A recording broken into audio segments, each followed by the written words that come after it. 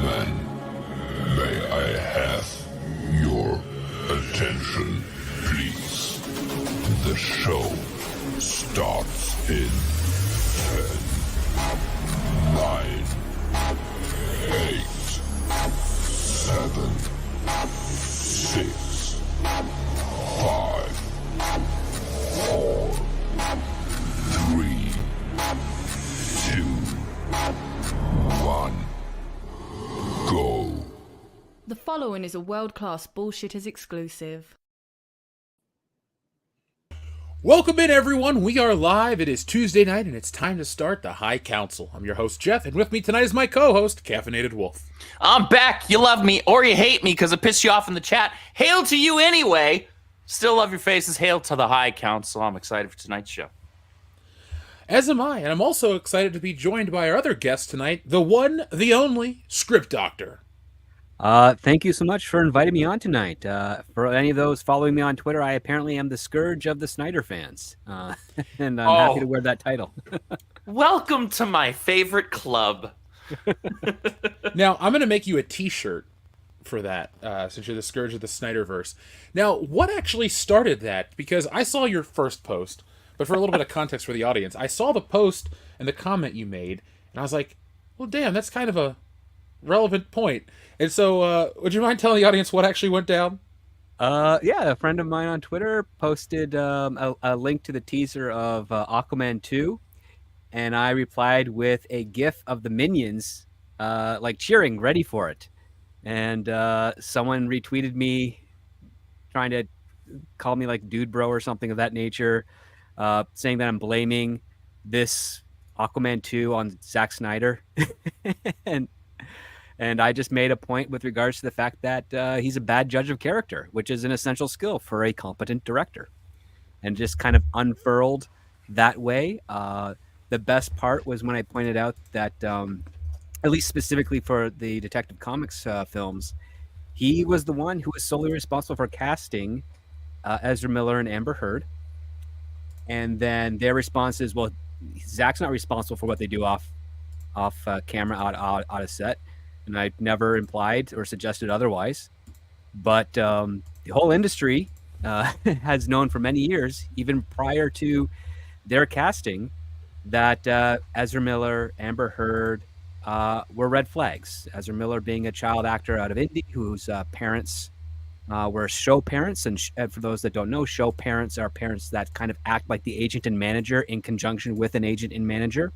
Mm-hmm. They are pushing their children to be stars and to be leading voices and talent in the industry. It's not a healthy attitude to really have. It is always a red flag because they're basically selling their children as talent to studios for film and television. And I know a lot of casting directors that don't like to deal with show parents. They're very involved. Macaulay Culkin's parents were show parents. He had to separate himself from them, if you're familiar with his story. Will Wheaton's mom was a show mom. He had a big issue with that, which kind of turned Will Wheaton into Will Wheaton. So these are some basic red flags on the Ezra Miller side of things that a lot of us already saw from the get-go. Many people wanted to ignore it because he showed some talent and some dedication, but the rest of us were like, that's weird. Amber Heard, people have been cautious of since around the 2010s, because her career started when she started dating directors, and she never really, every person after that first director who she was dating has been a rebound since. And it's been a rebound relationship leading pretty much all the way up to her marrying Johnny Depp, followed by the divorce and everything else that we've all seen divulged from that infamous trial from last year. Oddly enough, there is also an actor in Zack Snyder's zombie film they did for Netflix who had to be replaced by Tig Notaro. This actor I called out back in 2011 because I was an audience member in a pilot for a show called Whitney, which starred Whitney Cummings, and he played the boyfriend, if you will. And I didn't get to meet him, but I saw him in between performances and performing on the show, and thought something is off with him. There's something creepy, something weird about him. Some of my other colleagues agreed. And lo and behold, a number of years later, his secret started to come to light, and he had to be replaced. So that's 3 strikes for Zack Snyder when it comes to picking up on acting talent and character. And then, of course, if you watch his movies and you realize he doesn't understand the mold of the characters with which he is trying to get a performance out of or tell a narrative story with. And that's those are the points that I made. And a lot of people kept on trying to circle back to he's not responsible for them. And I'm like, that's not a problem with me. I don't hold him responsible for those people. I just think a director should have had the foresight to say that, here's an actor that's been sleeping her way to the top. Maybe I don't think I'd cast her in my movie. Here's another actor whose parents are probably badgering me to be put in this film. Maybe I don't cast that actor. And here's another actor that a bunch of people in the industry have already commented that they're creepy. Maybe I shouldn't put him in my movie either. But no, Zack Snyder doesn't do that. Zack Snyder didn't even hire a casting director for his productions. He did hire people involved in casting and had them used for secondary unit casting and location casting, but they were never officially recognized or paid as casting directors as per the studio's records. And so, yeah, that puts it all on his shoulders. It doesn't even matter if he had studio mandate on, hey, you're going to put Batman in your next DC film. He still got to pick who was playing Batman. He got to pick who was playing Lex Luthor, Jesse Eisenberg, which was not the best casting choice either, but Jesse Eisenberg doesn't have any type of scandals or, as far as I know of, any red flags that I have heard of. Aside from people saying that he's kind of a douchebag, not really. Yeah, he's the normal actor douchebag, which is and honestly, I think he's pretty talented. Even though I think he doesn't have as large of a range as some other actors. I think that the roles within his range, I think he's quite talented. And I find him entertaining and funny.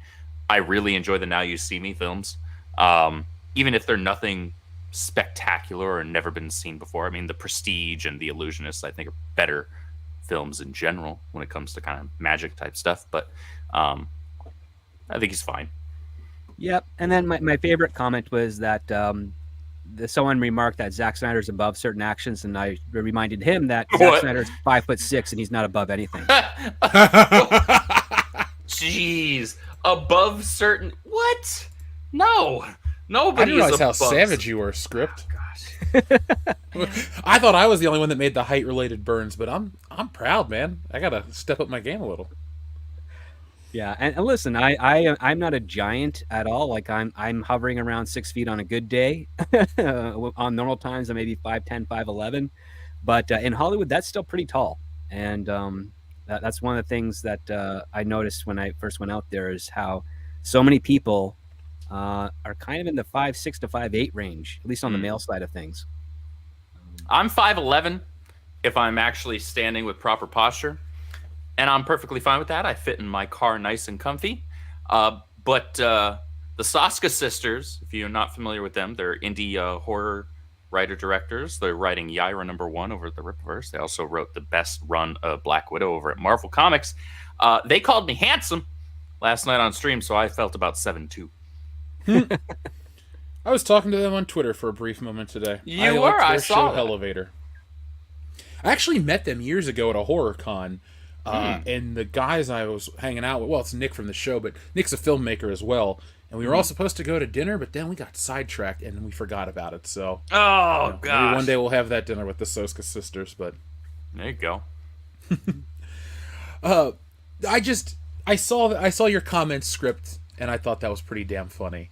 But we're no big fans of Zack Snyder here. Every time his name comes up, I kind of roll my eyes. But the one thing that a lot of people associate with Zack Snyder is the DC Universe stuff, because it's probably his biggest achievement. I don't know if we'll call it an achievement, but it's his biggest... for his bank account.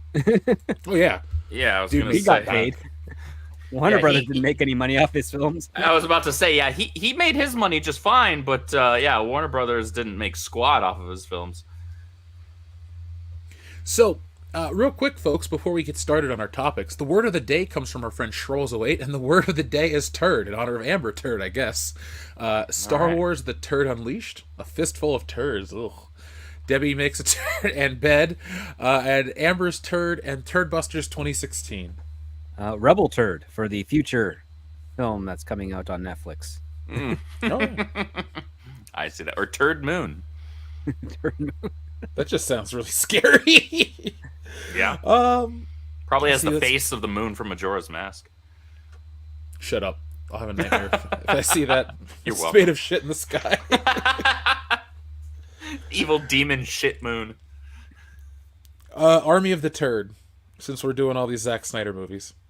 28 turds later.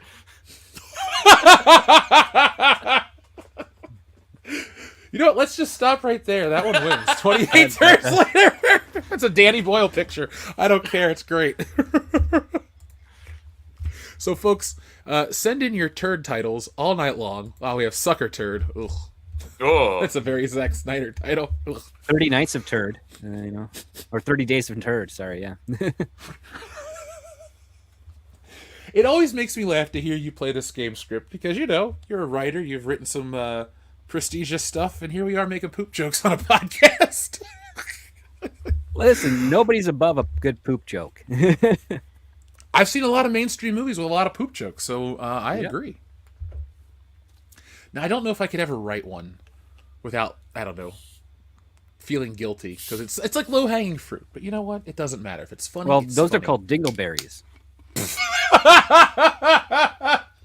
oh. Yikes. Folks, it's going to be a crazy night. Hit that thumbs up button to let YouTube know that you enjoy this content. And before we start, today's episode is brought to you by me and StealingSolo.com. I got to throw out another empty case of books the other day, so folks, keep on getting them.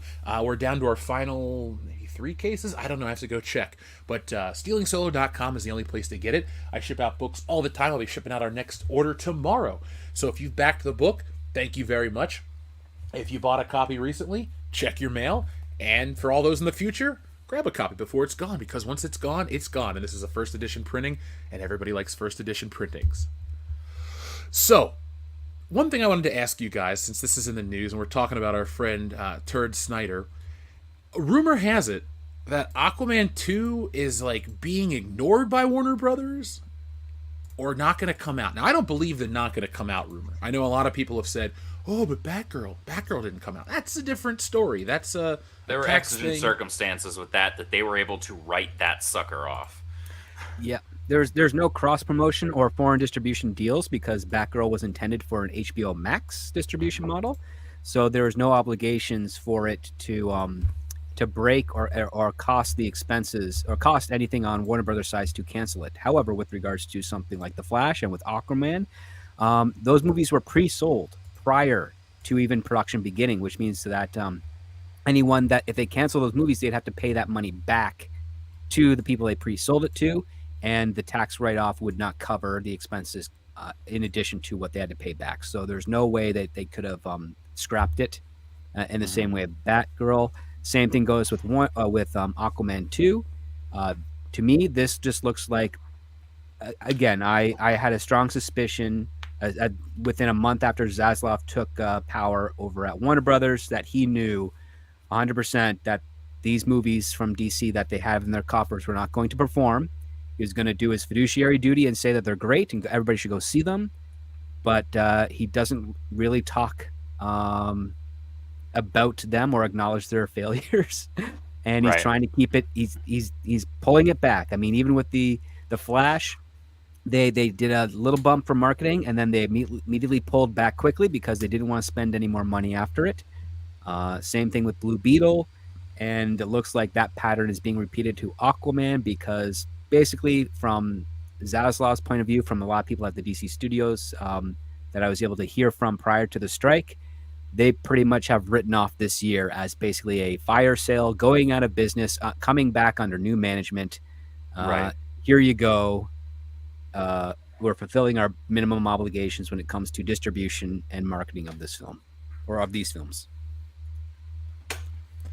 Is this a common thing to happen with studios? I mean, how often does a studio look at this situation with such a futile lens. I don't know how often studios take as many L's as Warner has with their DC films. Yeah, I mean it's been a decade of L's essentially, with a few exceptions. One, of course, a couple being decent reception for Wonder Woman, decent reception for Aquaman, and some very surprised positive reception for Joker. Out of 3 movies out of 10, that's one of the worst ratios Warner Brothers has had when it comes to their comic book films, because since the dawn of Superman from Richard Donner in '78, all the way up until Christopher Nolan, they were a 2-to-1 ratio of good to bad or underperforming DC films. So for every 3 movies that they made that were DC films, 2 of them would be considered quite good, received positively and profitable, and 1 would be bad. That has been flipped since the day Zack Snyder released Man of Steel. Every movie afterward has been received controversially, did not make money. With the exception of Wonder Woman and Aquaman, as you said. And Joker, yeah. And Joker, yeah, which was a bit of an anomaly. But that was also a super low-budget film compared. Oh, it was under the radar? $64 million. Yeah.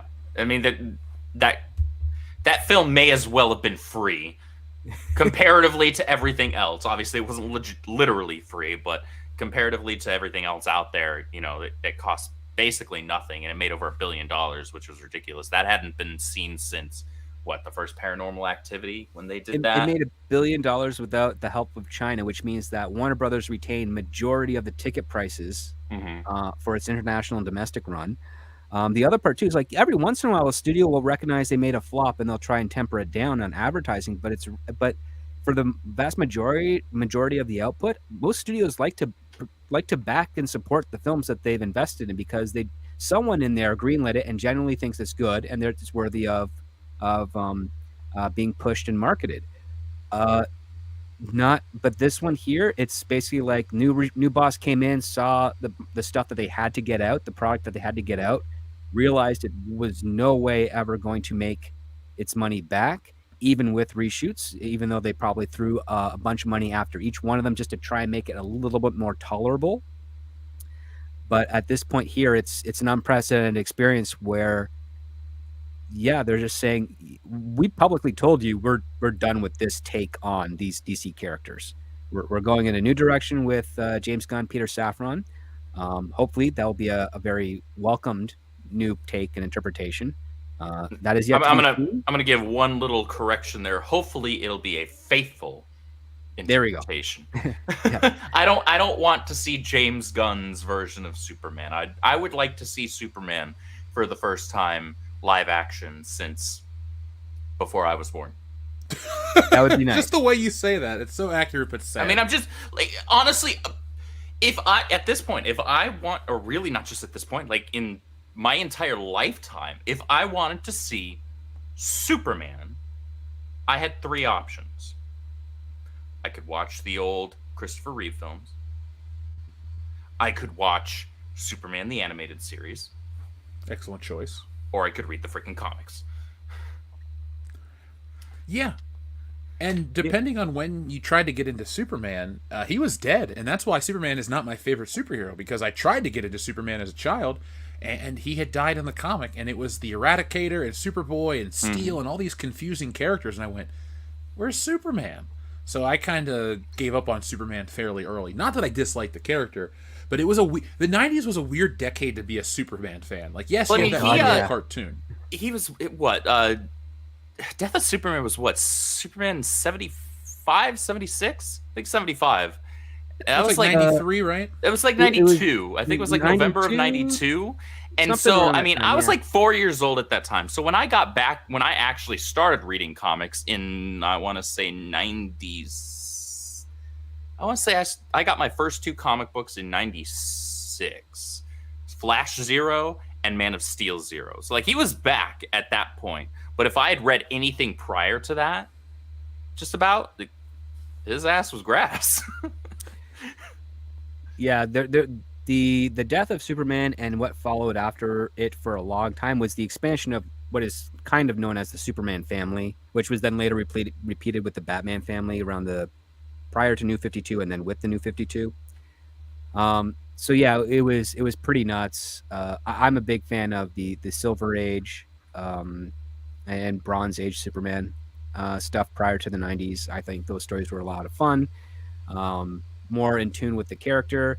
And there were a couple of issues, in the late 90s and early 2000s that I enjoyed. There's a really cool special issue where Superman fights Dracula, and spoiler, Dracula bites into Superman and then dies because his cells are charged with the yellow sun of Earth.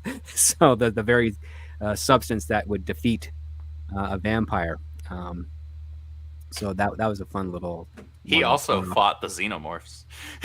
Yeah, yes, there was a time he did that too. And Batman fought Predator. Superman, for you, Jeff, I can totally see. Yes, that at your age, when you'd get into comics, Superman was really a mess at that point. It was like you'd have to have a good comic book store owner who would be like, no, you got to go buy the back issues.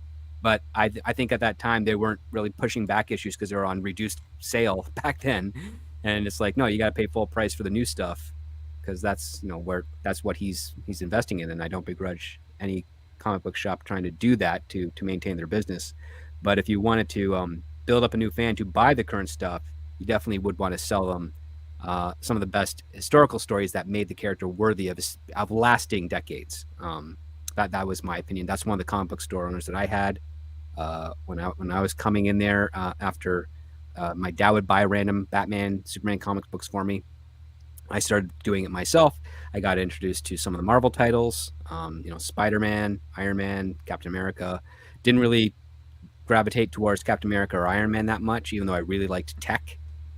Really dug Spider-Man, then got into Batman, Robin, Nightwing, a couple of Justice Leagues, and Superman post the hoopla of his red and blue phase. Because oh man, that was a. No, we don't. I don't know what you're talking about. Yeah, I understand that too. You're talking about the one where he became two separate beings. No, we don't talk about Bruno, Jeff. It was the worst gimmick ever, just to allow Clark Kent to be able to sleep with Lois Lane and not kill her. Spider-Man had a similarly stupid thing in the 90s where he was like 3 different identities at once. One, he wore this like leather jacket thing, and the other one, he was like, God, it's so bad I forgot exactly what each name was. But what was the 90s? What was the deal with the 90s and like changing identities? It's like, oh, these characters have been around for 30, 50, 60, 70 years. We're tired of them. Let's change them up. Kids like different. It's like, what is this? Going back, I just can't imagine people going and reading this and going, man, this was awesome. It's like, no, it was stupid. Comics, it's great that need to evolve and want to make your art, appeal to more and more people. But there's certain standards that work, and people like the standards, and especially in comic books. People don't like when a suit changes. I stopped reading Spider-Man briefly when he got that stupid red and yellow suit during Civil War.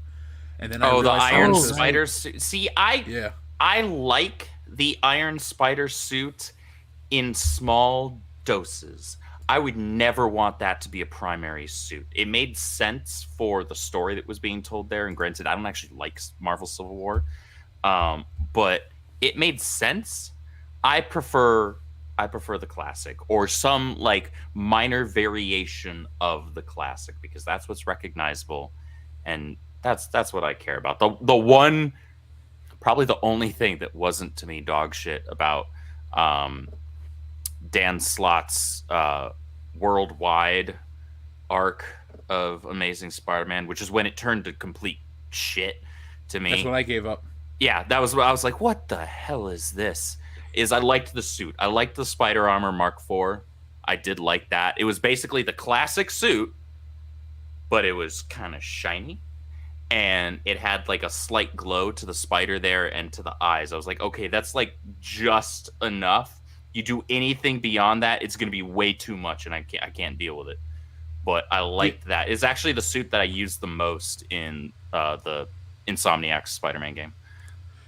While I never play with that suit, I have no issue with that. I've seen some Hot Toys and some action figures, and it looks good in person because they put like a cool, I don't want to say varnish, but whatever plastic it's molded in, it's got a nice sheen to it. And so it looks... See, that's how I'm okay with stuff. It's like, oh, we're going to update it. We're going to change it slightly. It's still Spider-Man. It's not like... You still have to be able to recognize the suit. You still have to be able to recognize the character. Right? Recognizability is overrated, man. We want hollow versions of things that we used to love, right? No. No, not at all. Not even remotely. That's what the numbers people think, and that's unfortunately. And Adama, I totally agree with you, man.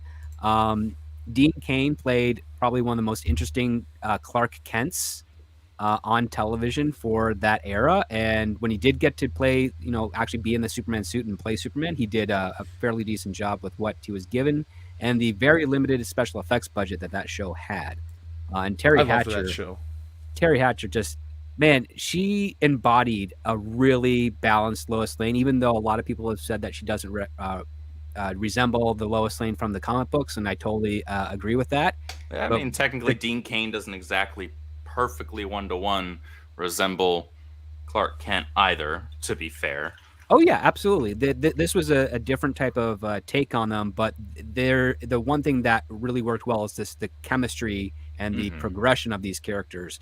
I mean, I like the fact that Terry Hatcher brought a certain type of gusto without losing her sexuality in the role. Like, it's funny because if you were to see the pilot today, and after having been barraged with all of the identity politics and agenda, and the first time you see Lois Lane, she's actually disguised as a boy because she infiltrated a carjacking ring. But she gets a mustache ripped off, and she cuts a band that's underneath her shirt that suppressed her breasts so that she could hide her chest. And you're like, well, what the heck is this? And then the next shot you see her, she's in this gorgeous looking pencil skirt suit. It's formal, but seductive, and it's not too much going on. And yeah, you're seeing that she's a really good reporter. And when she asks for a raise, Perry White says, times are tough, suck it up, get back to work. I mean, he loves her as a kid of his own. He admires her as a reporter, but she frustrates the hell out of him, as what Lois does to Perry White. And she doesn't get too much special treatment, especially when she comes back with like, hey, I've got all these type of sources and stuff. And he's just like, but can you back it up? She's like, well, not yet. Well, then don't come back to me with this. Hard facts, man. Yeah. And Lane Smith, who great character actor, he was in V, the series, played a very different version of Perry White, but was pretty likable. And unfortunately, the showrunner, who is Deborah Joy Levine, she was kind of pushed out of the show after the first season, and its quality kind of diminished slowly over those seasons. But she was hired because she was very good at dialogue and very good with plot structure.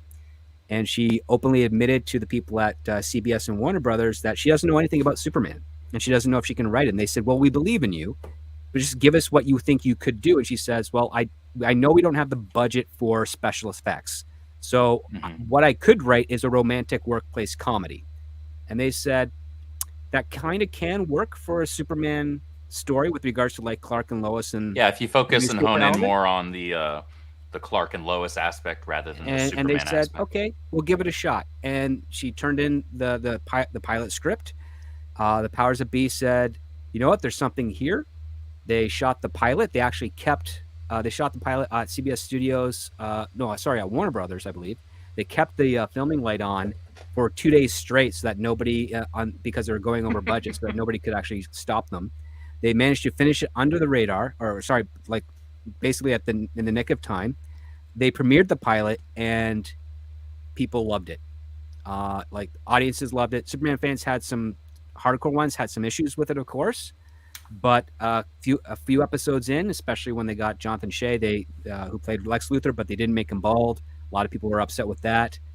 But he kind of embodied that corporate style Lex Luthor that people loved, and it kept with it. And I mean, it had its fan base. It did really well in the ratings. It catapulted Terry Hatcher. She became a Bond girl as a result of that role.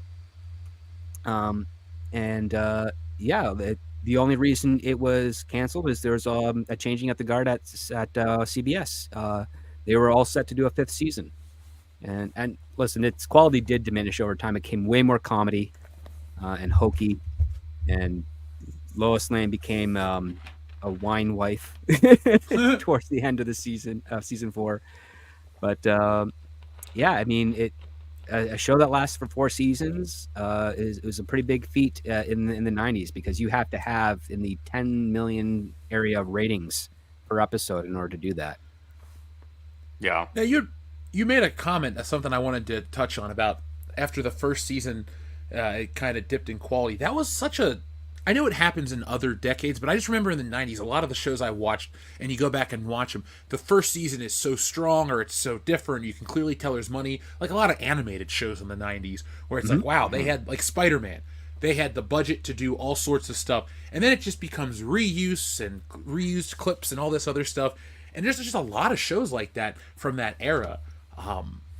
Nowadays, though, it seems to go the inverse, where it's like they just keep amping it up, even after it's like beyond the point of no return. They're like, we're just going to keep pumping money into it. Hopefully it'll turn around. But back then, it just seems like they slashed it from the first season. I just don't know. Looking back, I always found it interesting.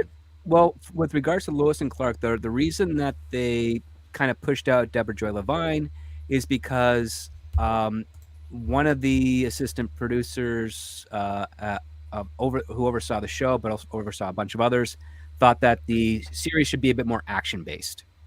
They wanted it to have more special effects, more supervillains for Superman to fight and whatnot, but the money wasn't there in the budget. And for some strange reason, instead of putting in more money into the budget, they decided, well, we'll just push Deborah Joy out. We'll bring in a new showrunner, and then they'll find a way to do it without having to change the budget. And that was dumb. And I mean, the only real there's a couple of supervillains they brought in, Mr. Mxyzptlk, and they brought in Metallo. Those are the ones I can think of offhand that I distinctly recognize from the comic books. But most of the other ones were just kind of just random characters, people committing crimes, big corporations, small-time crooks, some members of Inner Gang. They got Bruce Campbell in there. That was hysterical. It's always a good casting choice.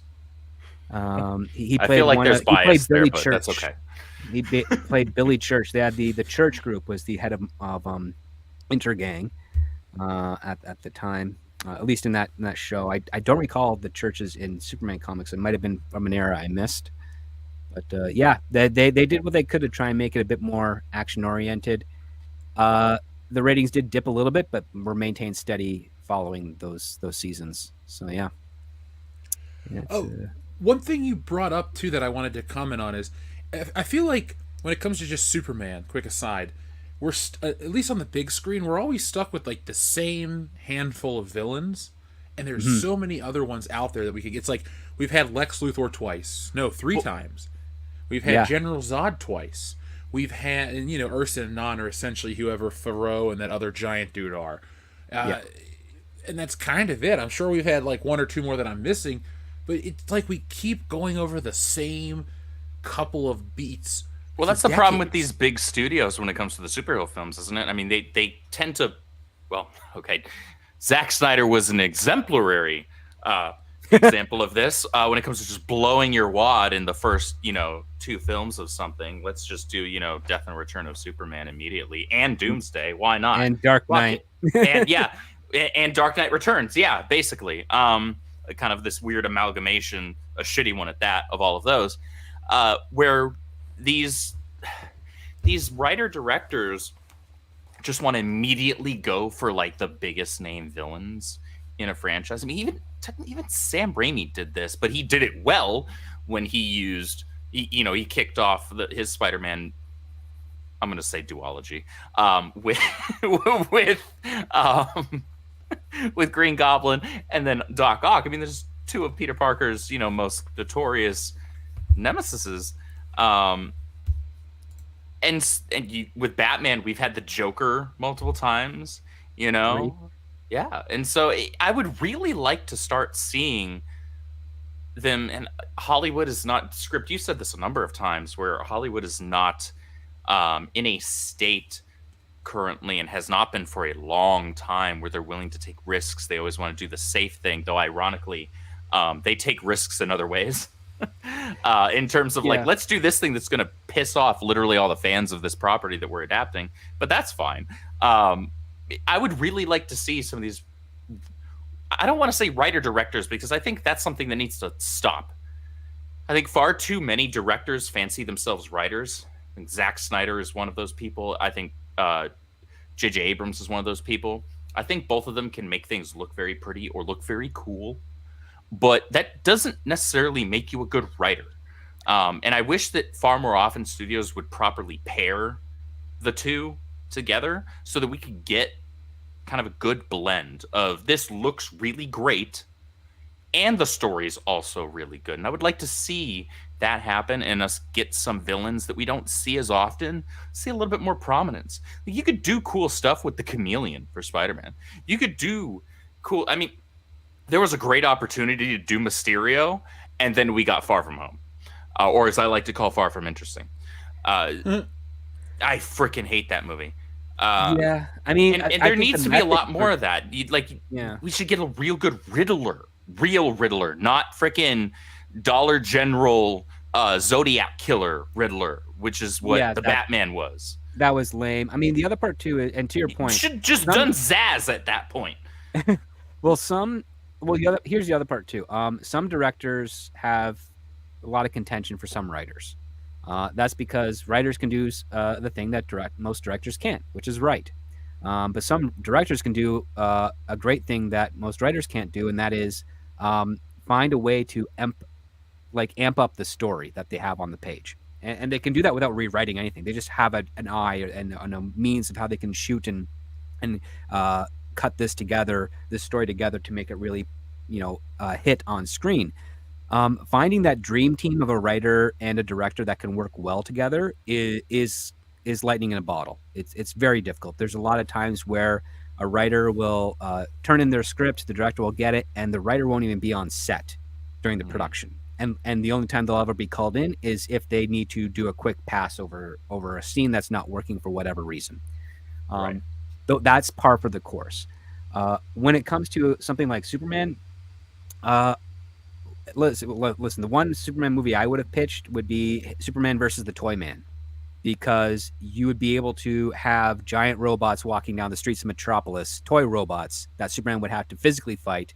And then on top of that, you also have to play around with outwitting a mechanical and clever genius that is the Toyman. Mm-hmm. And I would go more old school Toyman. I hate what they've been doing recently, where they make him kind of child predator Toyman. I think that's too much. That's what they're doing in the books. That I saw some hints of that in the books. I've seen a lot of hints of that in some of the DC animated movies that have used him. I think when you go to that level in something that is kind of mythic on the DC side of things, you break the verisimilitude because it's now becomes a little bit more too real. And that's not like, this was a big issue with in the late 80s on Batman comics, where there's so many, not so many, but there's a handful of stories where Batman and Jason Todd Robin are breaking up, certain trafficking rings of photographs and VHS tapes. And you're like,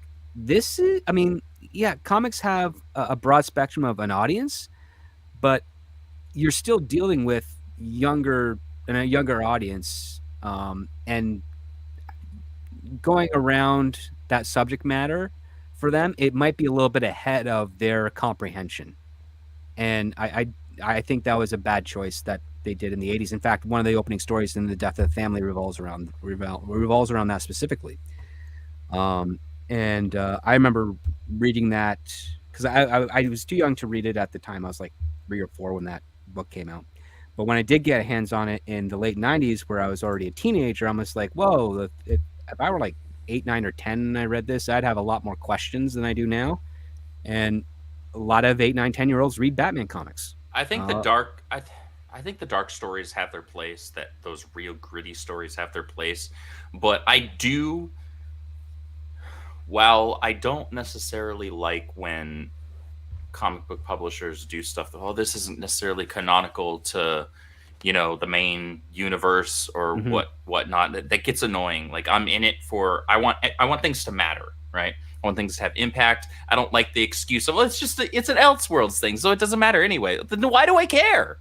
Right? Yeah. What are the stakes? This isn't the actual version of the character that I care about. Why am I giving it my time of day?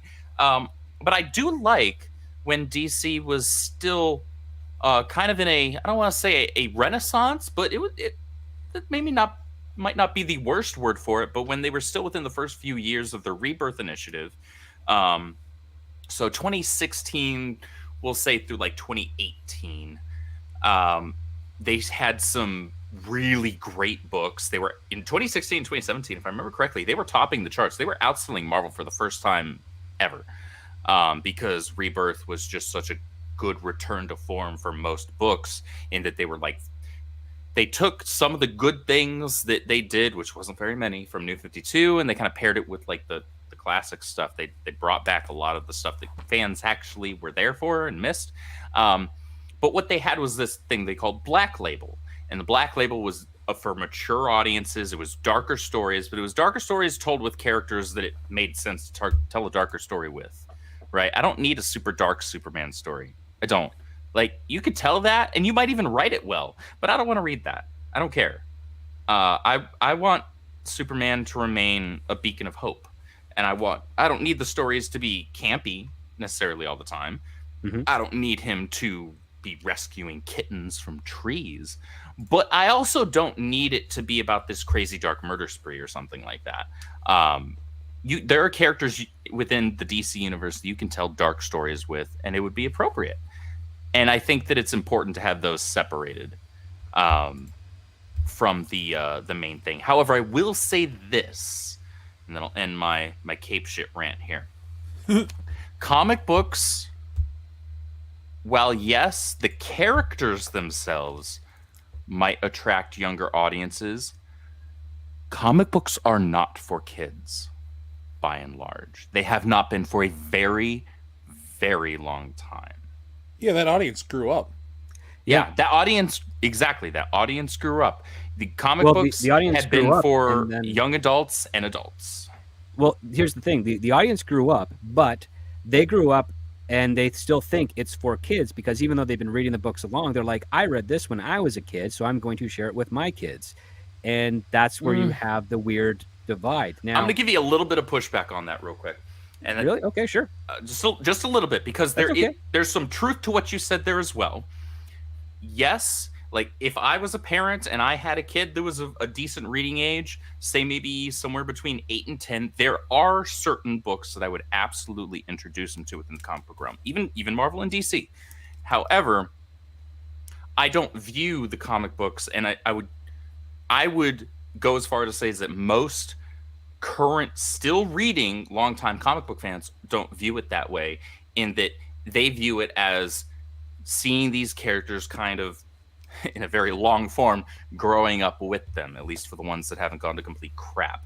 And so they understand. I wrote an article about this a handful of years ago, actually, for an unnamed website, that there are, Jeff knows what I'm talking about. There are books that are made for kids, for younger audiences. So, you're 12 and younger, right? Your 12 and younger crowd that are with these characters, but geared towards a younger audience, where it's a little more tame.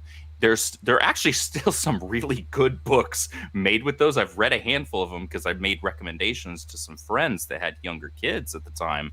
But by and large, the majority are going to view comic books as a young adult to adult thing. If you go into a comic book shop, you're not gonna very frequently see young kids in there anymore. It's not a thing. You see young adults or guys like myself and Jeff, where we're in our early to mid 30s or even older, right? Because we're here with these characters that we've grown up with for the last few decades. So there's I would call that a half truth, but not an intentional or not an intentional or malicious half truth. Just rather there's some truth to it, but it's not the whole picture. Well, that part I can understand, but again, like even in our generation, like for Jeff, there he was a kid around 6 years old getting into comics, right? I was getting into them at 6 as well. Kids nowadays, they're more interested in technology than they are books, which is why the comic book genre isn't growing. Yeah, but and here's the other part that's to the point, and this is the mistake that Warner Brothers has been making since 1989, and that is keep on going darker.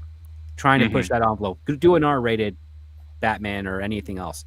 Um, it's been done. It's been done for almost 40 years. Stop it.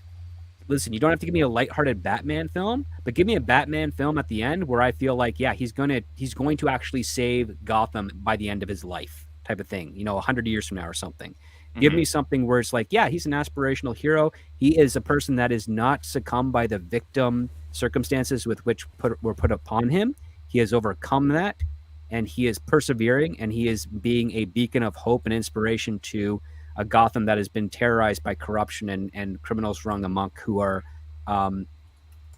so clever and so dedicated to their own self-interest that it just is overwhelming the few good police officers that are still trying to uphold the badge and their duties to the citizens. You're not going to get. Here's the other part too, because we've had so many dark interpretations of Batman. You still have a lot of people in the audience saying, well, he's not dark enough. He's not edgy enough. It's like, guess what? You're never going to get that. Why? Because that is a false filter put upon you as a result of decades of marketing that Batman has to be this heavily flawed, borderline psychotic, merciless character that's pseudo Punisher-esque out there. And listen, you can love that interpretation for Batman. That's perfectly fine. There's lots of stories that follow in that line for you to indulge in. But we've already gotten those things on film and in some parts in television, but not really. I mean, thankfully, the animated series didn't go that route, but it got very close with Batman Beyond. I think we should get something that is a bit more a stable Batman that works in that dark atmosphere where you can have those serious dark crimes, but you have him persevering to say that, yeah, these things are horrible, but people like me who've got a strong head on their shoulders, who are using darkness as a weapon against those that would exploit it to harm others, that is something that you kind of need. You need a Batman film that makes you cheer at the end with a big smile on your face. When I saw my friends coming back after seeing the Batman in theaters, because I didn't see it in theaters, they all looked pretty depressed. They're like, yeah, I saw it in theaters. There's some cool car chase, but yeah, otherwise, dark, sure. It's one of those things where I would, on a technical level, call it a solid film. But as somebody who likes Batman, it was a little lacking. Pattinson, to his credit, was fine in the suit. But whatever the hell they were writing for him out of the suit was not Bruce Wayne. Yeah, you don't yell at Alfred. Like, I hated that part. That actually was the part that probably pissed me off more than literally anything else. That pissed me off more than the Selena Kyle tokenization. That pissed me off more than just anything that could have happened in that film. I was like, no. Bruce doesn't talk to Alfred like that. And I will say, Andy Serkis played a really good Alfred too. Oh yeah, he did. He did. It was just unfortunate that they gave him he was doing all the hard detective work and Batman wasn't. And that was my other major complaint. Matt Reeves advertised this as being like a world's greatest detective, detective story for Batman. And that's what, even though I don't necessarily care one way or the other for Robert Pattinson as an actor, I was like, all right, I'm listening. Give me a detective story with Batman. He is the world's greatest detective, though he did say that Tim Drake would be one day. I'm here for it. Let's take a look. But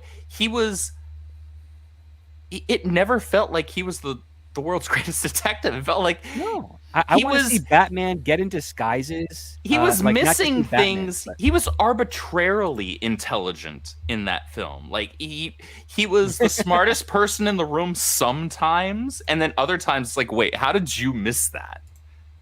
Yeah, like I want to see a more Batman where during the daytime Bruce Wayne puts on disguises like a Matches Malone or any other character, and he's going around doing his investigations.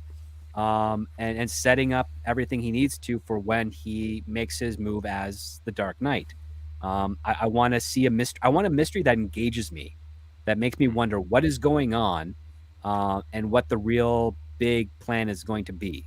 I think part of that was also that the villain that he was chasing didn't feel like much of a mystery type character. It was this weak, half-assed, like I said earlier, Dollar General Zodiac killer knockoff. So just go with Zaz and make him an actual serial killer, or go with actual Riddler and make it a clever story, which you could do if you knew what you were doing. I think they were just trying to have a commentary about people on the internet, and they lost the lead in that movie. Because it's like, I get it, this whole radicalization of your internet followers and all this. Believe me, I do it I don't radicalize people for a job, but I work on the internet. I understand what they're trying to say or the commentary they're trying to lay on this. As like in that James Bond novel we talked about in our video yesterday, I understand exactly who they're trying to take these pokes at, or these shots at, however you want to phrase it. But that's not a story. That's something you put in your story if you're trying to have that kind of social commentary. But so many of these films... That's just you making an allegory. Yeah, well, so many of these films put that out there, and they're like, well, that's it. That's all you need. Now you're supposed to think about how smart I am. Oh, wow. And then they don't fill in the rest of the gaps. I can't stand that. I don't think that kind of allegory is enough for a film. And especially in Batman, when you have such iconic characters that... Batman has the most iconic rogues gallery of any supervillain or superhero. Yeah. His characters have huge fan bases. Just do them right. Like, don't give us stupid versions. Just do the character. Nobody's going to complain if you do... how many times have we done the Joker? 4 times now? With the exception of Jared Leto, everybody's happy with all the Joker interpretations. Yeah. And if you include the animated one, well, shit, you got maybe the best version ever of any superhero or supervillain. I'm gonna do my weekly drive the chat insane here. You ready for it? Mm-hmm. Ready for it? Jared Leto could have been a phenomenal Joker. I think he actually has the potential as an actor to have been the most source material accurate Joker, but instead we got whatever the fuck that was.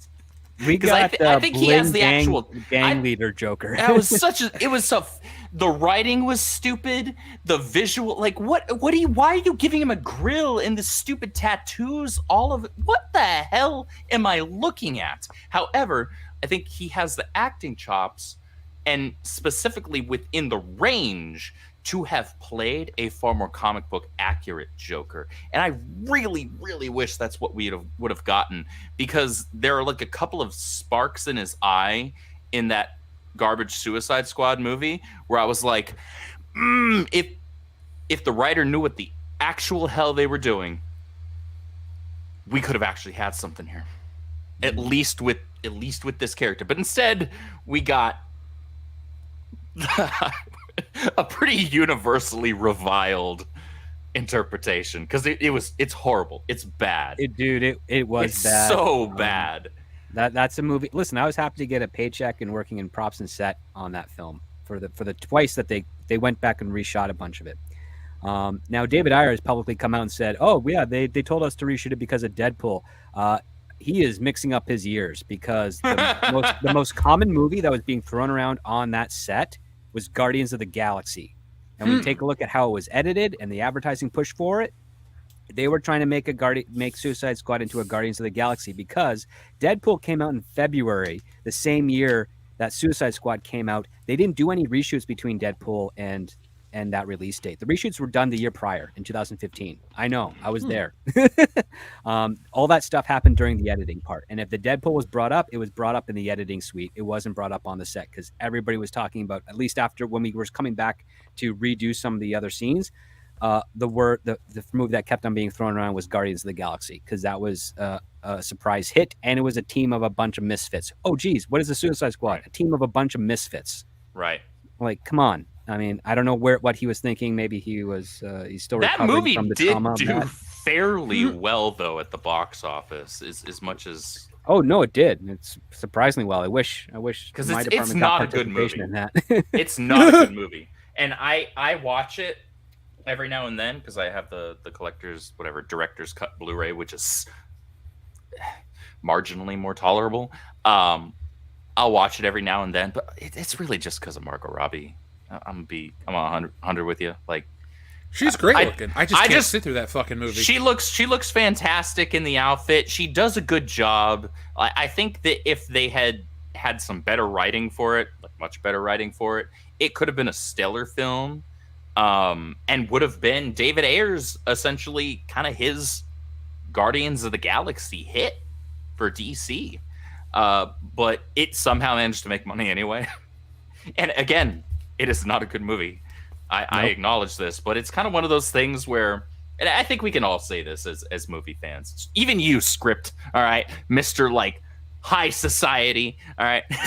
Not high society. We all have that movie, or maybe a couple, where we're like, yeah, I acknowledge that objectively this is not a good movie, but for some crazy batshit reason, I kind of enjoy watching it every now and then. Like that's me with Suicide Squad and with Green Lantern.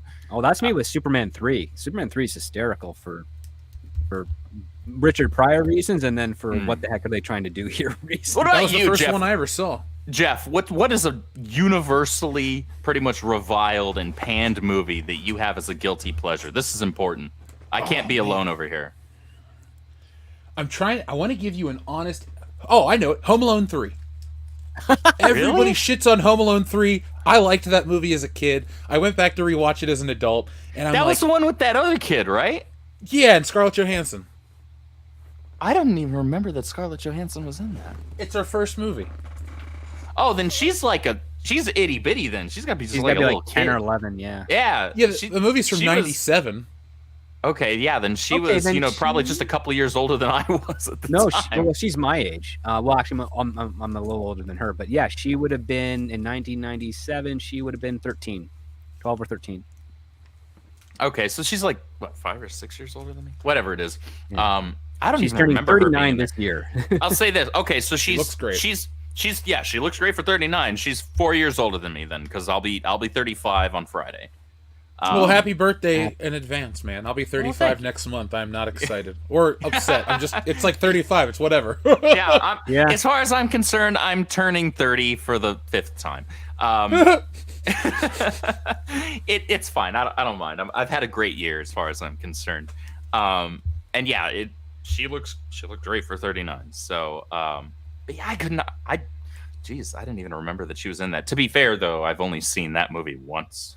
I've seen the first one probably a dozen times. I've seen the second one maybe half a dozen. Well, let me tell you why I've seen Home Alone 3 dozens of times. Because in the 90s, I had a stepdad who was a truck driver, and we bought a TV to put in the semi, and the guy at the store was like, take a free movie. And he's like, I don't care, pick whatever you want. And Home Alone 3 had just come out on tape, and I'm like, I'm going to pick this because it's new. And so I went home and watched it, and I was like, I like this movie. So I took it on a cross-country road trip from Ohio to California. I only took a handful of movies for some reason. I took like Raiders of the Lost Ark, that, and a bunch, like Star Wars and something else for like a week-long trip. But I kept watching Home Alone 3, and then that Christmas season I watched it more. And I just, I've seen it more than I've seen the first Home Alone. I prefer the first Home Alone. I think it's a better movie. Second one as well. But, God, yeah, that's my guiltiest pleasure movie, because I absolutely acknowledge that it's terrible. But I like it.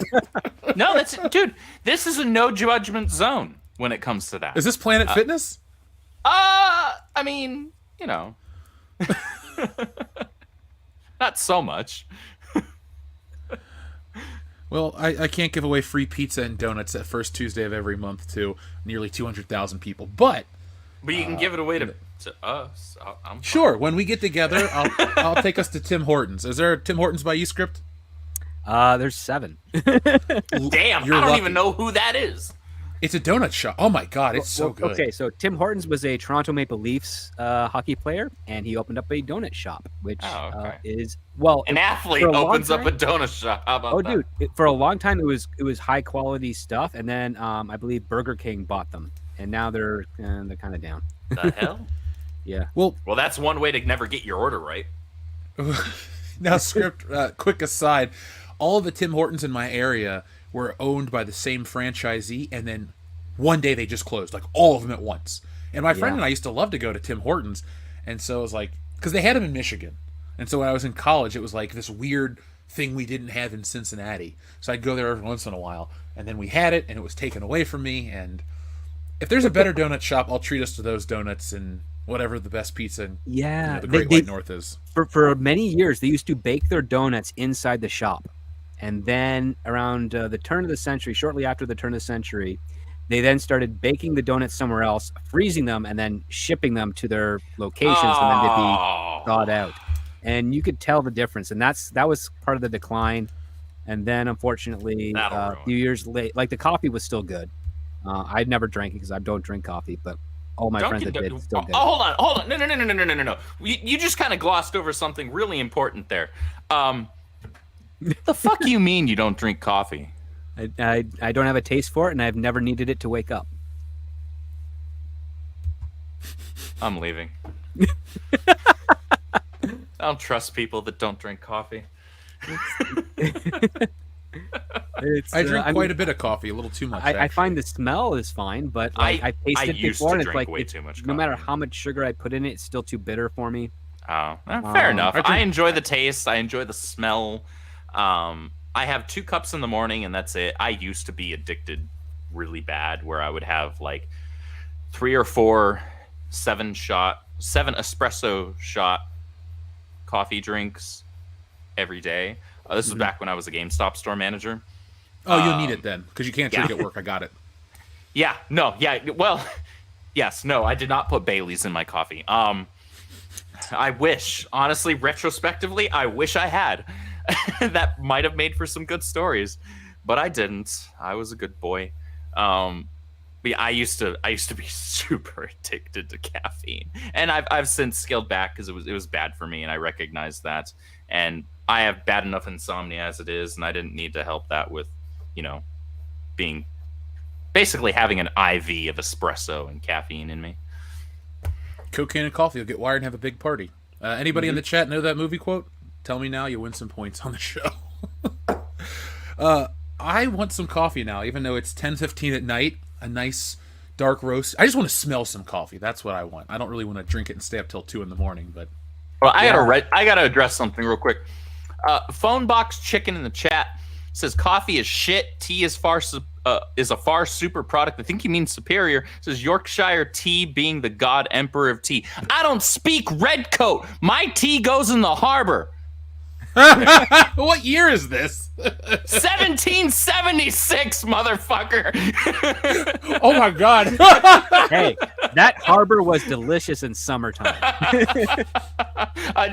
There's a little bit of meta to that. I'm at 1780 followers now on Twitter, but yesterday I had 1776 for followers, and I screenshotted that and just typed America. I was pretty proud. I thought you were going to have the Alex Jones clip. Honestly, right there, I probably could have just quit. I could have retired. I was like, I have peaked. I have 1776 followers right now. I will never get better than this. Aren't you glad you didn't? Because you have more today. I mean, look, it's Twitter, dude. It's my job. So on the one hand, yes, it partially pays the bills. Me being the social media manager, creative manager, and now book editor for the Rippaverse. But it's still Twitter. It's still a cesspool. Oh, I know. Believe me, I've been having fun talking to people on it, but it's still Twitter at the end of the day. Yeah. Oh yeah. No hard feelings, phone box. The audience knows. We have the best audience on YouTube. People don't take shit seriously. They know this is the best Tuesday night show. Yeah. So, folks, hit that thumbs up button to let us know, and make sure you don't miss us each and every Tuesday night here on World Class Bullshitters for more of the High Council. The thing I like about this show, guys, is we'll go off on our tangents, completely relevant to the topics we start. But then at the end of it, I forget where we started at. We started with Aquaman, which is... There are a couple of rumors that have been going around with Aquaman. One being that it might be canned, which I don't buy. The other being the super weird one that I saw earlier this afternoon that was...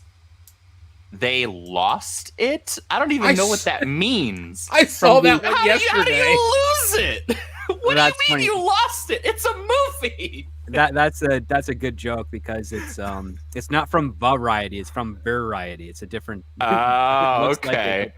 Like that makes more sense. No, it's funny because it's a little bit of a joke similar to Toy Story 2, where they almost lost the movie because of a computer glitch, but luckily a producer had it backed up, and they were able to restore it and then convert it over and re-render it and touch it up and get it fixed. It would be hysterical if Warner Brothers were to say, "Yeah, we lost Aquaman," because a lot of people say, check the toilets, it might be there. Um, but no, No, you just movie find is an coming amber out. turd in there. This movie is coming out at the end of the year. It's probably going to be part of the Q1 earnings of 2024, or lack thereof, because it's probably not going to make any money. I think it has a chance of maybe breaking 500 on a stretch, just because there's might still be fans of the previous Aquaman movie out there. But overall, I think it might. Its best case scenario is that it's on par with Black Adam for a box office take. That's what I think. But it's definitely coming out. Will there be a bigger fall from sequel to sequel in terms of, original film to sequel in terms of box office? Because the first one made $1 billion, and now we're talking about this will flop. No one's gonna see it. If it disappears, no one's gonna care. Like, how poorly do you handle a franchise or a business in general, where you're like, you go from that to that? Like, is it all you're Warner talking Brothers? about Force Awakens to Rise of Skywalker, man. That's a cut in half of 50%. Yeah.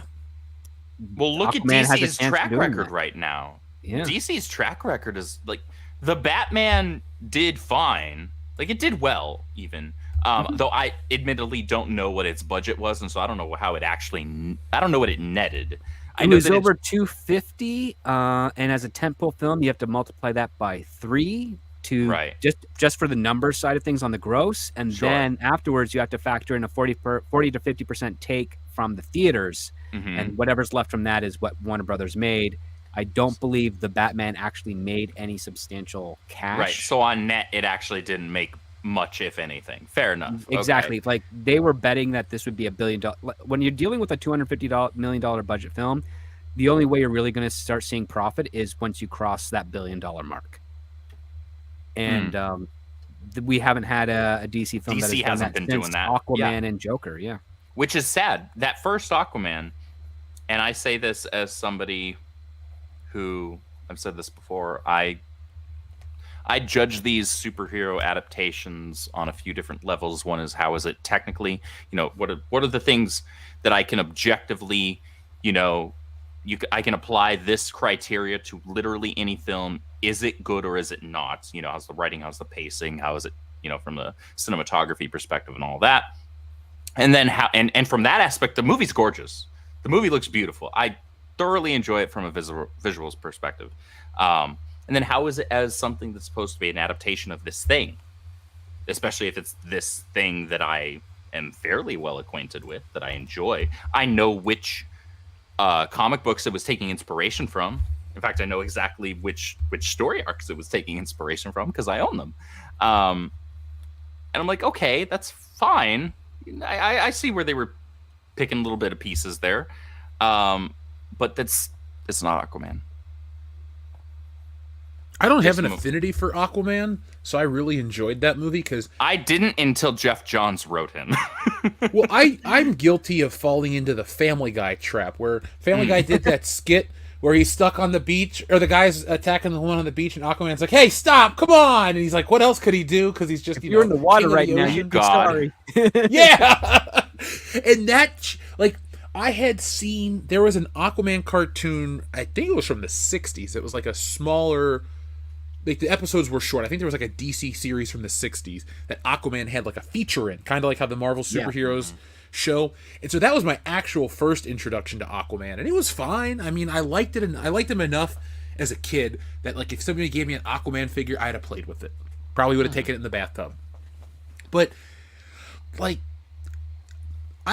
for me, the ocean is just what it is. I don't find stories that take place in the ocean very fascinating. My mind goes to space. So I can buy into Green Lantern or other non-Earth-based superheroes, but I know Aquaman's technically based under the sea. But my point is, we always conflate, we know more about space than we do the sea. These great, vast unknowns that humanity still hasn't fully explored. That type of thing. That's why I make the comparison.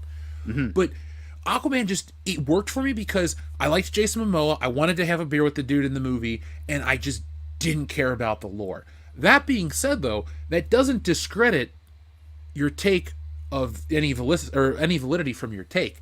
I think, And I enjoyed the movie too. I enjoyed it. like that's the thing with me is I can kind of separate the two, at least in most cases, and I can be like, okay, did I still enjoy it if I was able to set this thing aside as just a standalone thing?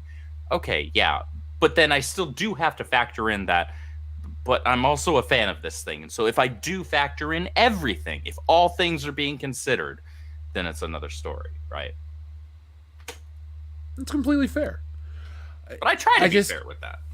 I know. I think that's why the audience likes your takes about stuff, because it's not like we just yell and about something for an hour. But hey, Nah. I'm not here to ruin anyone's hustle. If it works, it works.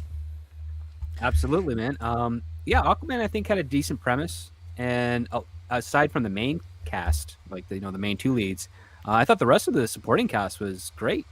I was just very surprised to see that they went as close to authentically in the visual side of things for Black Manta, with the giant head and all that stuff. But it wasn't fully to my liking. I thought it needed another revision on the script side of things to get it more tight. Yeah, there's definitely an angle with regards to playing onto Aquaman's communication with sea life and the idea of listening. I think they should have strengthened that a bit more, because that's not kind of an interesting angle to take with Aquaman, is that he's a guy that actually listens to others, not just hearing fish and able to communicate with them and whatnot. But he's a guy who's like, if you need a friendly ear, Aquaman's the guy to go. I think that would be a cool angle to play on him. I'm still very much in favor, even though it'll never happen, of Alan Ritchson. He plays Reacher. He's this giant, like 6'4", blonde hair, blue-eyed. He looks like Aquaman. He looks so much like Aquaman that he was actually hired to play Aquaman on Smallville. And then he was in Blue Valley State for. Oh yeah, I remember that. and he's a pretty good actor. He played Hawk on the Titans DC series by Akiva Goldsman, which was terrible. I forgot that existed. I don't acknowledge I'm that sorry to series' remind you of that. existence. As a longtime Titans fan, I refuse to acknowledge that series' existence. It didn't happen. It never happened. They made it up. It's fabricated. But Alan Ritchson should be he should be Aquaman, or at least find the next guy that looks kind of like him. Like this is the one thing I think he looked like Arthur Curry should. Yeah, I want to see a blonde Barry Allen for crying out loud. That would be nice. Like a proper blonde, not like a light brown. I mean, a freaking bleach blonde, Sam Jones III. I hate the CW, but I'll give Grant Gustin credit. He actually, I only found this out recently. He wanted to dye his hair brown and put in blue contacts. He was willing to do that. He was like, I want to look like the character, and he even like proposed certain like outs for his character, like him. He proposed like an end to Barry's story arc being like his original death in Crisis on Infinite Earths. So I'll give the guy some credit, and he's a talented actor. If the character had been written better, then I think it could have been. Should have been written better. It should have been. He would have been told right then, if he was going to constantly bleach his hair blonde, how bad that is for your hair. Yeah, well, he was shaving your head, and we'll give you a wig. But yeah, we're not gonna. He was told that like your hair is going to start freaking falling out. Yeah, and I know that because the actor who played Ted Straker, sorry, not Ted Straker. God, why am I? I've been up for a long time and I had a little sleep.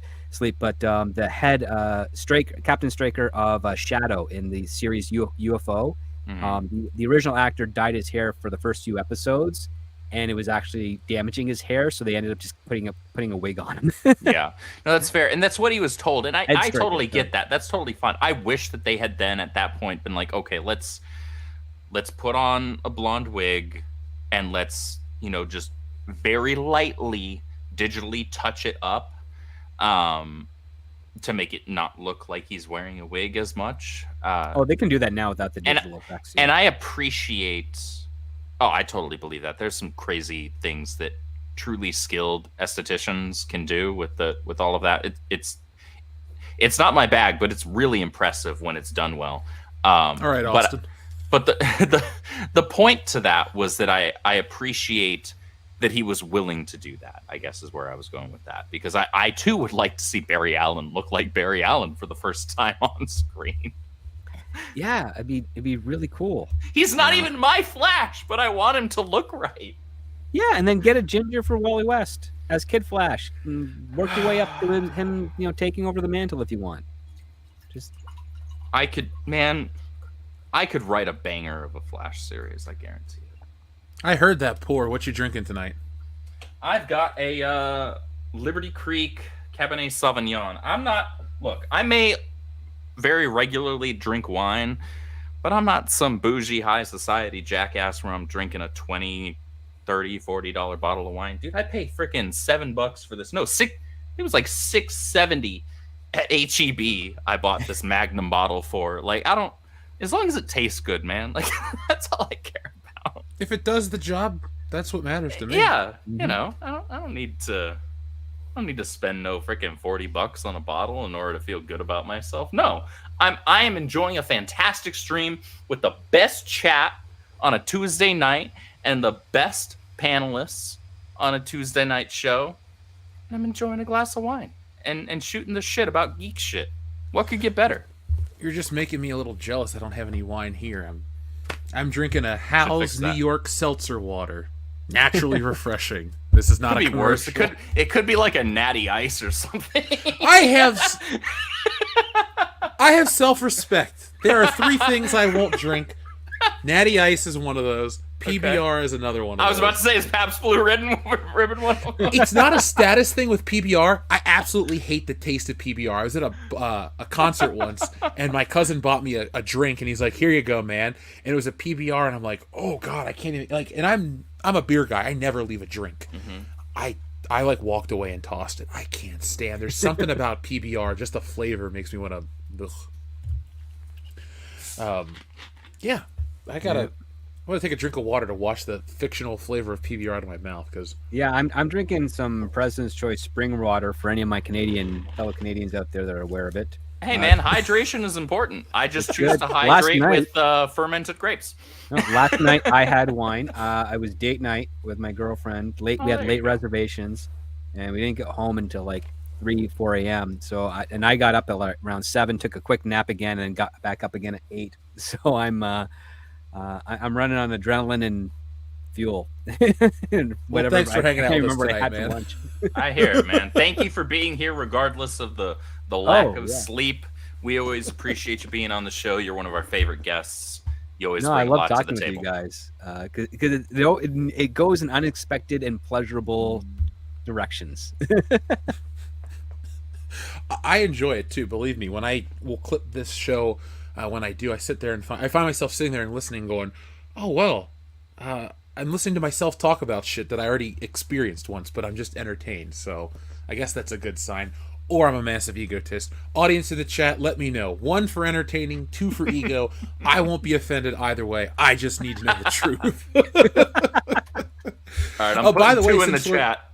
Since we're talking about booze real quick, folks, you should follow WCBS on Instagram because we got a like from the official Rhino Dart account, aka the alcohol of Steve Lemmy of Broken Lizard.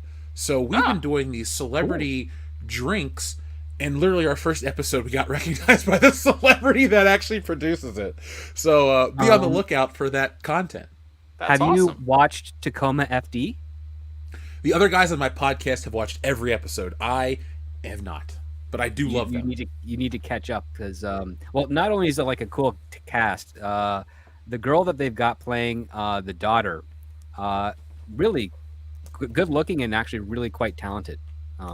She's been in Yellowstone. She's been in a couple other shows here and there.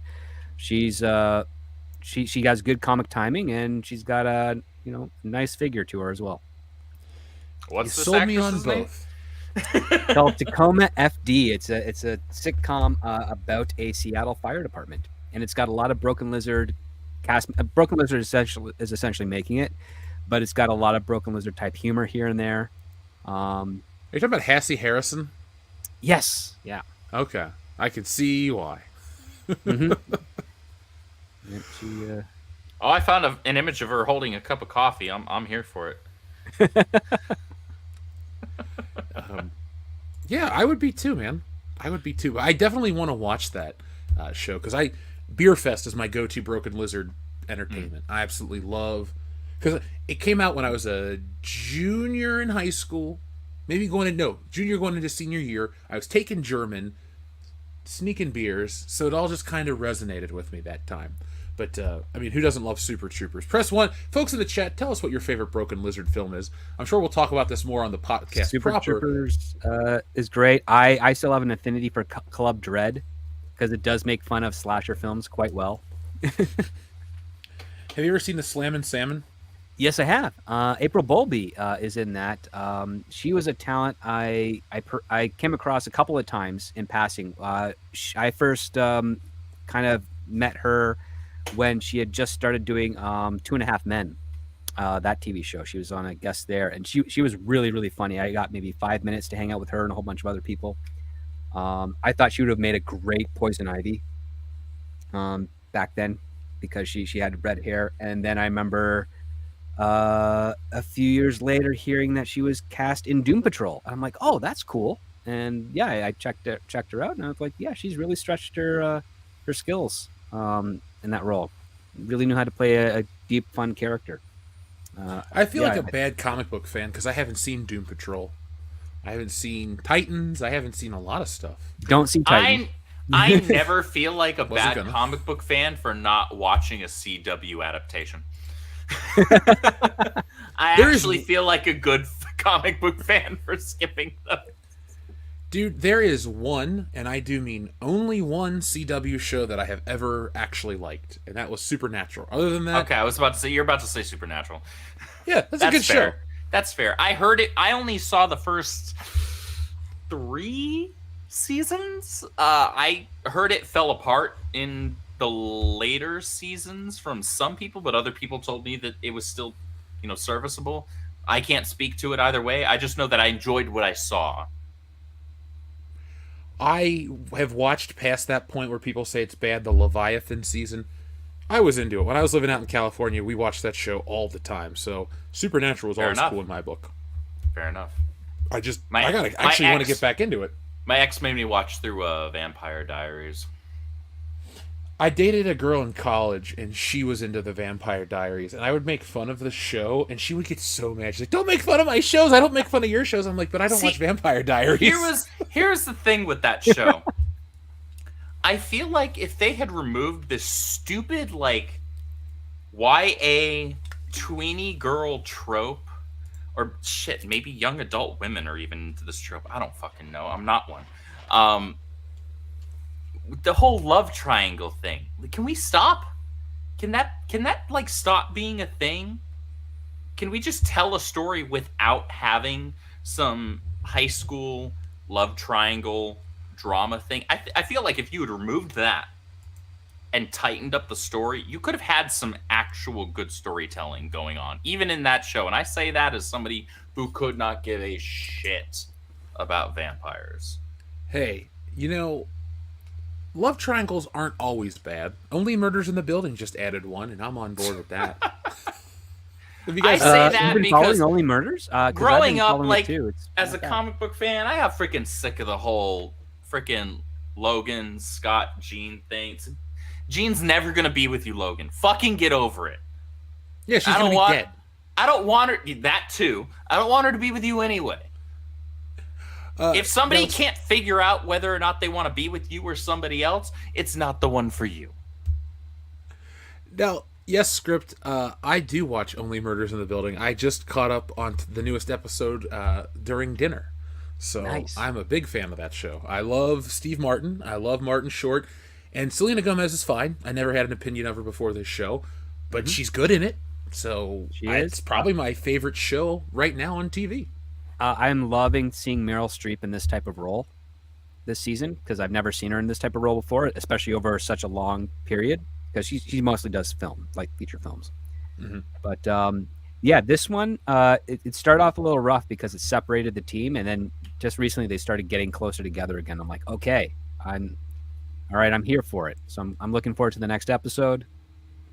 It's something that I like to sit down with my girlfriend and watch because it's one of the few things that is broadcast and made relatively recently that actually makes people laugh. Dude, I crack up every episode. Like, have you watched the newest one? The last one I saw was when Martin Short found the other director living in the theater. Okay, so you're one behind me. I won't spoil anything for you, but somebody shows up in this new episode, and it's so funny. It like message me when you watch it. We should become Only Murders in the Building Twitter messengers and be like, hey man, I caught up, blah blah blah blah blah. Who do you think it is this season? I think it's this guy. Like, Yeah, because I have a theory as well. But Oh, I love how that's the awesome. show is. I love how the show's so meta. Like, you remember in the first season when they had the fans show up at the building and how like I could resonate and relate. Sorry, it resonated with me and I could relate to some of the shit that those characters go through with like the internet fans and this and that. And I already liked the show, but that made me love the show. I'm like, it kind of gets it right. So, folks, Yep, Only Murders in the Building, watch it. there's a scene where the director throws his shoe and kills a rat, and I'm like, that guy's totally eating that rat. And the next time we see him, and there he was cooking it on his barbecue, and I'm just like, man, I know too much about New York theater. It makes me appreciate that stuff. I've never been to Broadway. Technically I've been there. I just never went into any of the theaters because we went to New York City a few years back for WrestleMania, and we went and walked as much of the city as we could.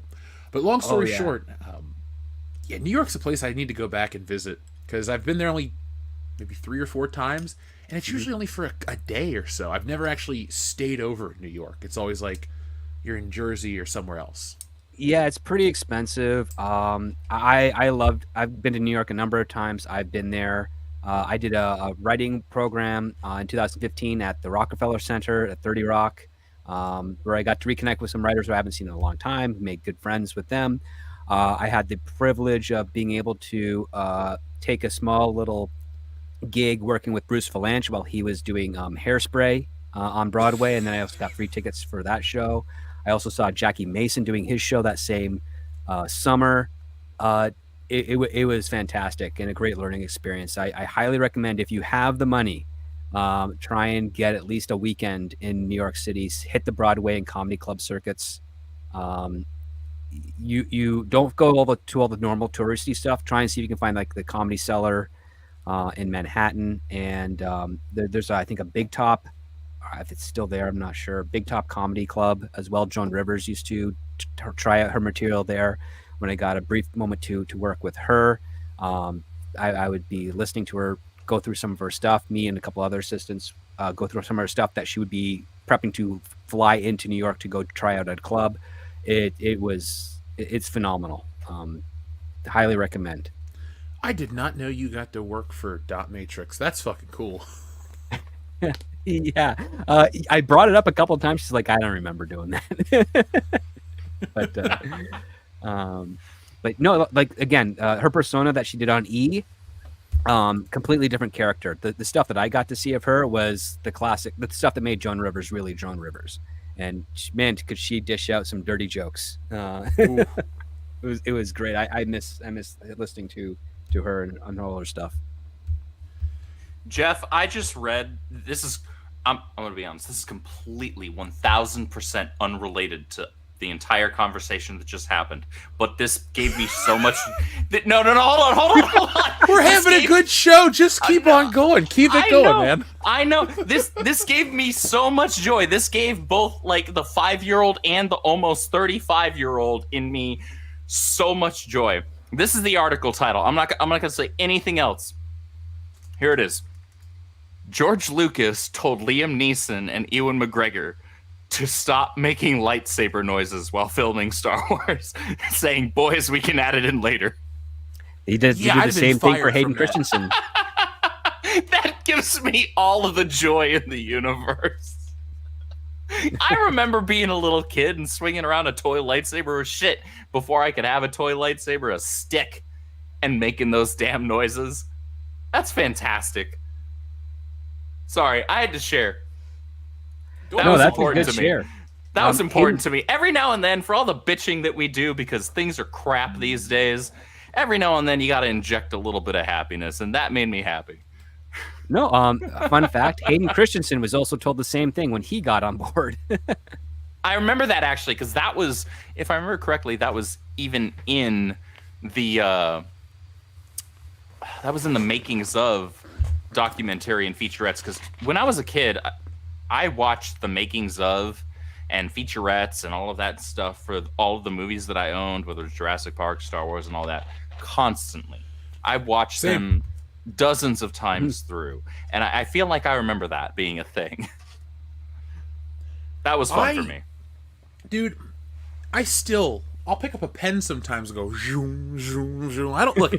I shit you not. When I did it today when I walked into the grocery store, when I walked into HEB, which is about 1.5 miles up the road from my apartment, and walked up to the front doors to go get me a couple of bottles of wine because I knew I was going to need it.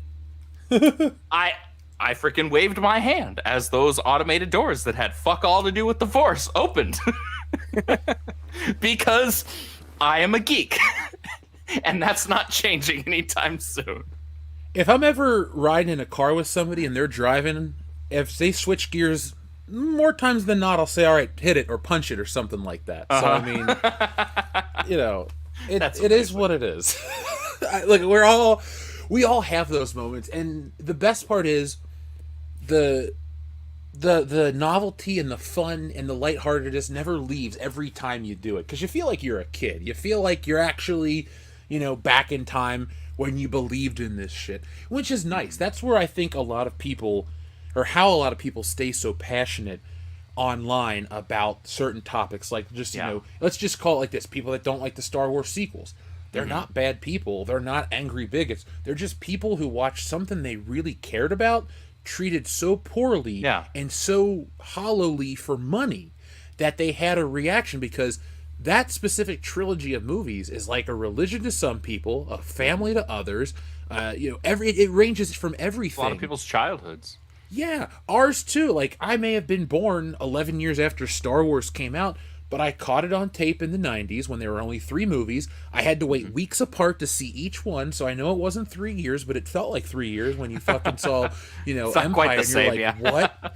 But, like, dude, when I got into Star Wars, I didn't even know there were other ones. I was introduced to Star Wars through a book, and then my mom's like, yeah, there's a movie, we can go rent it. And she didn't bring up the other ones. It was just Star Wars. It was like, the old CBS Fox release. She cliffhangered your ass.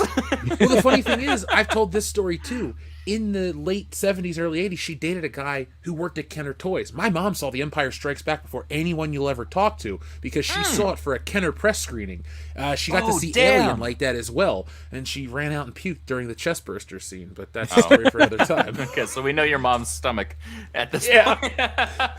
But no, Sorry, go ahead. Oh, no, I was going to say, that's how I got into it and avoided all the other things. So I had that excitement that went along with the novelty of it. So I can understand where people are coming from. Absolutely. And to kind of piggyback off of that, it's important, despite all of that, because it is so crucial that we do call out where our properties that we grew up on and that we love, we have this legitimate love and adoration for, when they've been truly disrespected, not fabricatedly disrespected, but truly disrespected. We call that out. That's important. But we can't allow the current state of things. We can't allow the people who are currently in charge of the things that we love to take away why we fell in love with those things in the first place. Right? DC may have gone to complete shit. That doesn't ruin or have an effect on why I fell in love with The Flash as a little kid. It doesn't ruin how somebody else fell in love with Superman. It doesn't ruin how we fell in love with Star Wars. The current state of it's crap.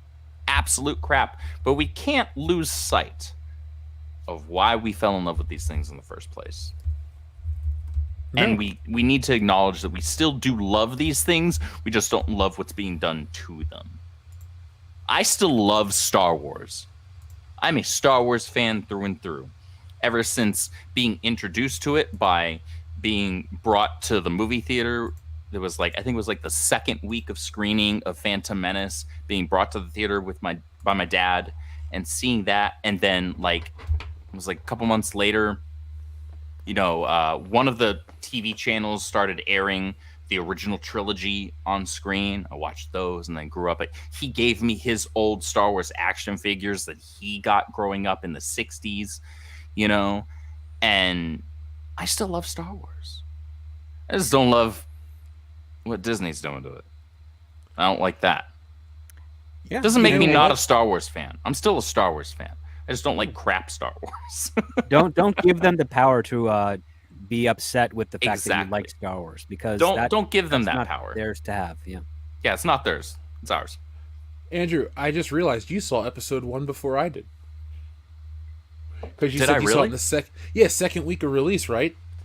Yeah, it was like it was within that first month. I know that 'Cause- much for sure. I didn't get to go for quite a while because, one, I wasn't that excited. I know a lot of people think like Red Letter Media and Kevin Smith and like some of the snarkier commentators are what made people dislike episode 1. But as a 10-year-old kid, when I first saw it and the trailer and stuff, I was like, I was either confused about what a prequel was. No, I wasn't, because I knew about that with Temple of Doom. But I was kind of like less than enthused because like, I like Han Solo. Where's Han Solo? Like, it's like, oh, the droids are there. Oh, that kid's gonna be Darth Vader. Oh, that's Obi-Wan Kenobi. Where's somebody with a gun? Like, that was my favorite aspect of the Star Wars stuff. Fair. That's And right, so- because you're not as much on like the Jedi versus Sith conflict. You prefer, you like the smugglers and the Well- the Empire versus the Republic and all of that. That's the part I like. Now, the thing is, like, I look at Luke Skywalker's journey as less of a Jedi versus Sith, more as a It's more of a completing his familial destiny. thing, really. Yeah, and so I've always looked at Luke Skywalker too as like what an original Jedi would have been, not the monk, not the stoic one. He used weapons. He could have It wasn't like he was a priest. There was something Yeah. about the way the Jedi were represented in Episode 1 that just turned me off as a kid, from liking that shit as a kid. I was just like, like the pod race is cool. I'll buy that video game. Obi-Wan Kenobi's cool because he's in the old Star Wars, so I bought his action figure, and you can't not have Darth Maul to fight. Like, that was the coolest toy I had that year. I got an N64 the year before that. Long Episode story one. short, though, Episode 1 it was my cool. introduction to Star Wars. Oh, In hindsight, not a bad introduction, because mean, having seen the full story, I respected it. I mean, that's why I always say Episode 1 is my favorite Star Wars film. I acknowledge that, or at least, I mean, it's pretty widely held. Some people disagree, obviously. That some people will say that Star Wars, so Episode 4, A New Hope, as it has now been renamed, is the best Star Wars. But a lot of people, I would say probably the majority of people, we don't count sequel fans, because they're not Star Wars fans, in my mind. They'll say Empire, and I'm on board with that. I'm on board with the Empire take as being probably the best Star Wars film. But there's a lot of important sentimentality that I have behind Star Wars Episode 1, because that was my introduction to the franchise. And then my dad immediately after that gave me his old Star Wars action figures that he had when he was a kid. And I'm like, who are these guys? I didn't see these in the movie. And then, lo and behold, within a couple of months, the original trilogy was airing on, I don't think it was Turner Classic Movies. It was some other channel, because it was getting close to like Thanksgiving or something like that. And some channel on the television was airing the original trilogy. And I got to be introduced to those then. And that's when I fell in love with Star Wars. And immediately after that, all of a sudden I started getting, because I was homeschooled 1st grade through 8th grade, I started getting the Jedi Apprentice light novels. They're super thin novels. They're made for younger readers, as I was at that time. Though I thought you just liked less of a challenge. No, Jeff. I went from Dr. Seuss to Chronicles of Narnia to The Hobbit and the Lord of the Rings trilogy as a little kid. Like, I had read the trilogy by the time I was 11. But that was my introduction to Star Wars, and so there's a lot of significance to the first film for me. To Episode 1. I was in the same boat with Jeff, although I saw it on the Sunday it premiered, because in my area everybody bought the Thursday midnights, Friday and Saturday tickets. Nobody bought the Sunday, so I managed to get tickets for that. And what really disappointed me is Lucas made the Jedi an institution as opposed to a faith or a religion that was alluded to in the first Star Wars. Because I thought Obi-Wan would be like, the pinnacle type of a Jedi. He's got a little bit of charm, humor, dedication, focus. He was my favorite character in the original series, the original trilogy there. And then I see, well, why are they all wearing Tatooine robes? And why is there an actual council? Like, oh my God, did George Lucas take Yoda's holding counsel literally, as opposed to holding counsel just means to be one-on-one with person, to advise, to counsel them, and whatnot. He actually took it as an actual Jedi council. I'm like, that's silly. That it looks way too organized, and it's like, well, now it's going to be shooting fish in a barrel to eliminate these Jedi. They're all concentrated in one spot. That doesn't make Darth Vader that impressive now, because he's like, the idea was that he hunted down and exterminated the Jedi. It's like they're all right in one location now. I thought that was odd and weird, and I also didn't like the fact that they were essentially agents for the Old Republic as opposed to Guardians in the Old Republic. They didn't like the idea that they're so closely politically aligned with the powers that be. I thought that was antithetical to what the Jedi stood for as depicted in the original trilogy. So that threw me off. And I was 14, 15 when that movie came out. Well, I will say this, even though it's something that is, I guess in the classic sense, it's a retcon in the terms of adding new information. That's something that came about via the Nusan Reformation, following Darth Bane killing, well, all of the Sith at the time and a great many Jedi. And after that moment, the Jedi became far more intrinsic to the state of the Republic itself, rather than being kind of their own separate, autonomous entity that just kind of kept the peace because they wanted to keep the peace, rather than being associated directly with one form of government or another. That was it wound up being a result of a conflict that happened. This is Old Republic stuff, like super Old Republic. That would have been at least 1,000 years before Episode 1. I'm trying to remember what year that happened with Darth Bane. But that is technically a retcon, because that book wound up coming out after, the trilogy, after the prequel trilogy. Oh, yeah. But it wound up explaining it in a way that made it retroactively make more sense. At least they reconciled the difference, because for many, many years among Star Wars fans in my little kid group and stuff, we all looked at Obi-Wan as like the Clint Eastwood man with no name, who just would wander from town to town putting right what was wrong type of thing. And I mean, when you take a look at Obi-Wan's introduction in Star Wars, it's just like that. He just kind of comes out of nowhere to help Luke, and then he's like, oh yeah, I'll see what you can do here, and well, we're going to go on this adventure. And it's like, man, that's cool. If all the Jedi were like that, they just kind of popped up when they knew they were needed. Like, that's really cool, because then you'd never know when to expect them, and then the bad guys would never know when to expect them either. And like, that's how you get a guy that, or a Jedi, man, woman, alien species, what have you, coming in to help the innocent people who are being exploited by criminal activity. I know this is a roundabout way of going back to the point, but I didn't see this movie until like Austin Powers came out, because I went to go to the theater and everyone was in line. I'm like, are you guys here for Star Wars? Like, no, Austin Powers. And I was like, oh, okay. I wouldn't see that movie till a little later in the year, and then, that'd be my favorite movie that year, because Episode 1 is a respectable favorite in hindsight. It's my second favorite of the prequels, and not as good as Return of the Jedi or Revenge of the Sith, so there you can figure out the ranking like that. But it's, it's fun. It's got a great fight scene and great pod race, and it spawned a generation of Star Wars fans that back then I didn't know as a kid would continue to grow. I didn't really have any kids in my grade school like Star Wars. When I got into it, everyone's like, that's nerdy. They couldn't tell the difference between that and Star Trek. And I'm just like, all right, well, Star Trek is weird. As a kid, I didn't get it. But, Star Wars was cool. I was like, it's guns. It's like, airplanes in space. It's like Top Gun before Top Gun existed. I always fail to see how that movie would ever be considered nerdy. It's just, unless people mistook it for Star Trek, which is different, and it's not even the same thing to compare it to. So, yeah, that was people trying to compare those was wrong. I think it's great that you know, it was Top Gun before Top Gun, and then Top Gun does a sequel that's essentially Star Wars. Yeah. When Disney's not doing Star Wars.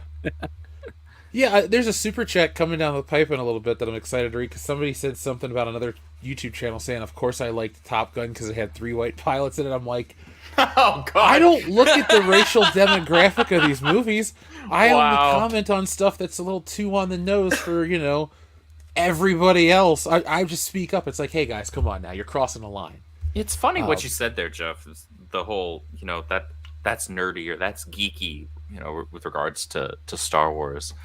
As much as it may have been annoying as a little kid being picked on or bullied for being a geek and liking this shit, liking comic books, liking Star Wars and all that, like, I wish I could go back to that, man. Because back then, I was at least treated by respect from the people that I gave a shit about being treated with respect by. And that's the people that were creating the shit that I liked. Star Wars was treating me right. Marvel and DC, for the most part, were treating me right. And this Geek Sphere stuff wasn't being made for people that didn't like it to begin with. It was being made for people who did. I think that was the big turning point when all of this stuff. If there was a great reset, that's a dangerous word actually. Okay. So if there was a purple reset switch like on a Super Nintendo, Super Famicom that I could push up to reset this system, it would be to make the geek shit again instead of it being the mainstream stuff. Because as cool as it might have been to see, in fully realized live action, high budget form, highly produced stuff for a lot of these properties that we grew up on when it comes to Marvel and DC stuff, I would trade that away in a heartbeat to have like the core material be good again and to not have to listen to people who weren't fans of it to begin with to profess to be the fans and to act like it's not made for me anymore and that it's made for them instead. They can go to hell. Honestly, I would trade all of that away in a heartbeat. Like I would trade away every live action film of all of the superhero stuff that I love and adore, even the movies that I like a lot. I would trade all of those away if the comic books could be, like, by and large, phenomenal again. I would love catering to the general normie audience is what killed all of these franchises for those of us who have been longtime fans. I want to add on to your point because I agree with you. It reminds me of early 90s X-Men. After, like, Claremont left and you got Lobdell and these other guys, they just tried to make it as generic to appeal to as many, like, sales gimmicky people, which were your normies on top. Well, not normies, but like our diehard audience. Like, they flipped it. You sometimes... I don't want to say this. Then you don't have to. No, that means I want to hear it because it might be like something that I do every single week, 16 times a show. So no, I won't be alone. I just Tease lost them. the point. Tease them. Come back next week, folks, where I remember what I'm talking about.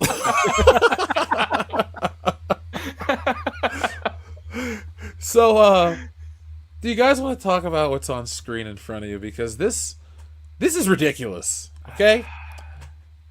This thing on screen, which houses just some discs, cost more than my first car, cost more than a month's rent in most major cities.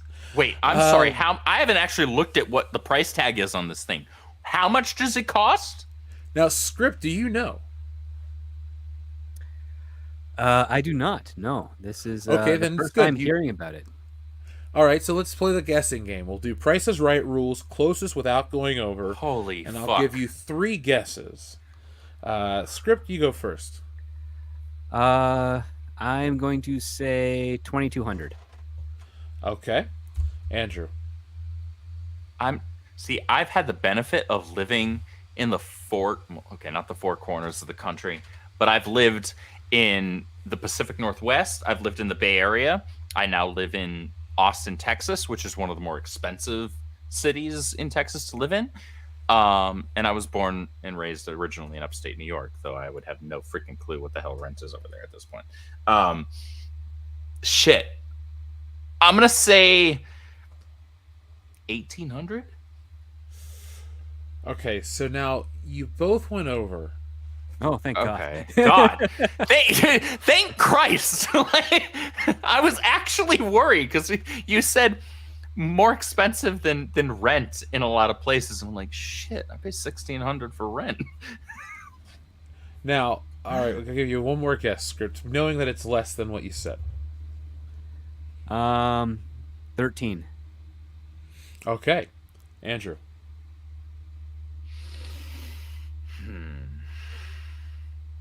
12. Well, congratulations, Script Doctor. You just won nothing because this thing cost $1,500. Oh my gosh, that was okay. Everybody says this. That was my original guess, but I was like, you know what? I'm gonna actually try and I'm gonna hope and pray to God that this thing is not actually only $100 less than my rent. This Fuck thing is me dry. This thing is $1,500 US. So, Script, is that like 2,200 Canadian? Does it make me coffee? Mac, that's pretty close, actually. Does it make me coffee? Does it bring me a freaking Irish coffee? Does it give me a BJ? Why am I paying $1,500 for this? It's $2,034 Canadian. That's what it is. Oh shit! Holy God! Well, Andrew, to answer your question, it turns into a book. That's this $1,500 Blu-ray set. I'm done. From Disney. Bye, Disney. Well, look, this thing is $1,500. It has 100 movies in it, and you're thinking to yourself, "That's not a bad deal when you break it down." But Warner Brothers has done a similar thing, where they released a 100-year anniversary celebration with their 100 best films, broken down into 4 categories, into 4 volumes, and so those, on average, go for about $130 for 25 films. You broil it down to, it's like $5.20 per film. So when you spend, your $520, you're basically getting all those movies for that price. And they're movies like The Matrix and Batman and Goonies and classics like Wizard of Oz. So I'm just going by like value of $1. This doesn't even hold up to something that's a third of the price to get all of it. Well, speaking of the value of $1, this is an important question because this is actually piggybacking off of something that you just brought up, Jeff. What exactly are the movies on this? I haven't actually looked. I remember seeing this story. Eric dropped a video of this, and I watched the video, but it didn't. What he went into in the article that he read didn't go into the films that were on this. And so how many of the films, those 100, I'm using air quotes right now, films that are on that are like animated short films rather than full feature length films like Snow White, Aladdin, Lion King, Cinderella, things people actually would give a shit about? Actually, all 100 films are the films people would give a shit about. Really? Has Disney actually done 100 of those? Song of the South is in there? Well, these are all animated, so... Hold on. Everything stopped. Song of the South is on there? No. Okay. Oh. Hey, when you look up the Disney box set, I'm the first video that pops up on Google. Cool. Nice. Congratulations. Chat, let's get some clapping going on in the chat for that. That's awesome. I'm just happy to see that. I'm like, cool, there we are. All right. Now, honestly, we have to be honest on the channel. That's what honestly honest means. But here was what you have. And I'm not going to read all 100, but it's like, it starts out with Snow White and the Seven Dwarfs, Pinocchio, Fantasia, Dumbo, Bambi, Saludos Amigos, The Three Caballeros, Make Mine Music, Fun and Fancy Free, Melody The Three Time. Caballeros, the Three That's Caballeros, a good one. They say that we're birds of a feather. And then, I mean, it's all their big ones. And then you get to the 70s with the Aristocats and Robin Hood and stuff like that. The Rescuers. It's got them all. Oh, I forgot about Rescuers. And check this out. It even has Nightmare Before Christmas.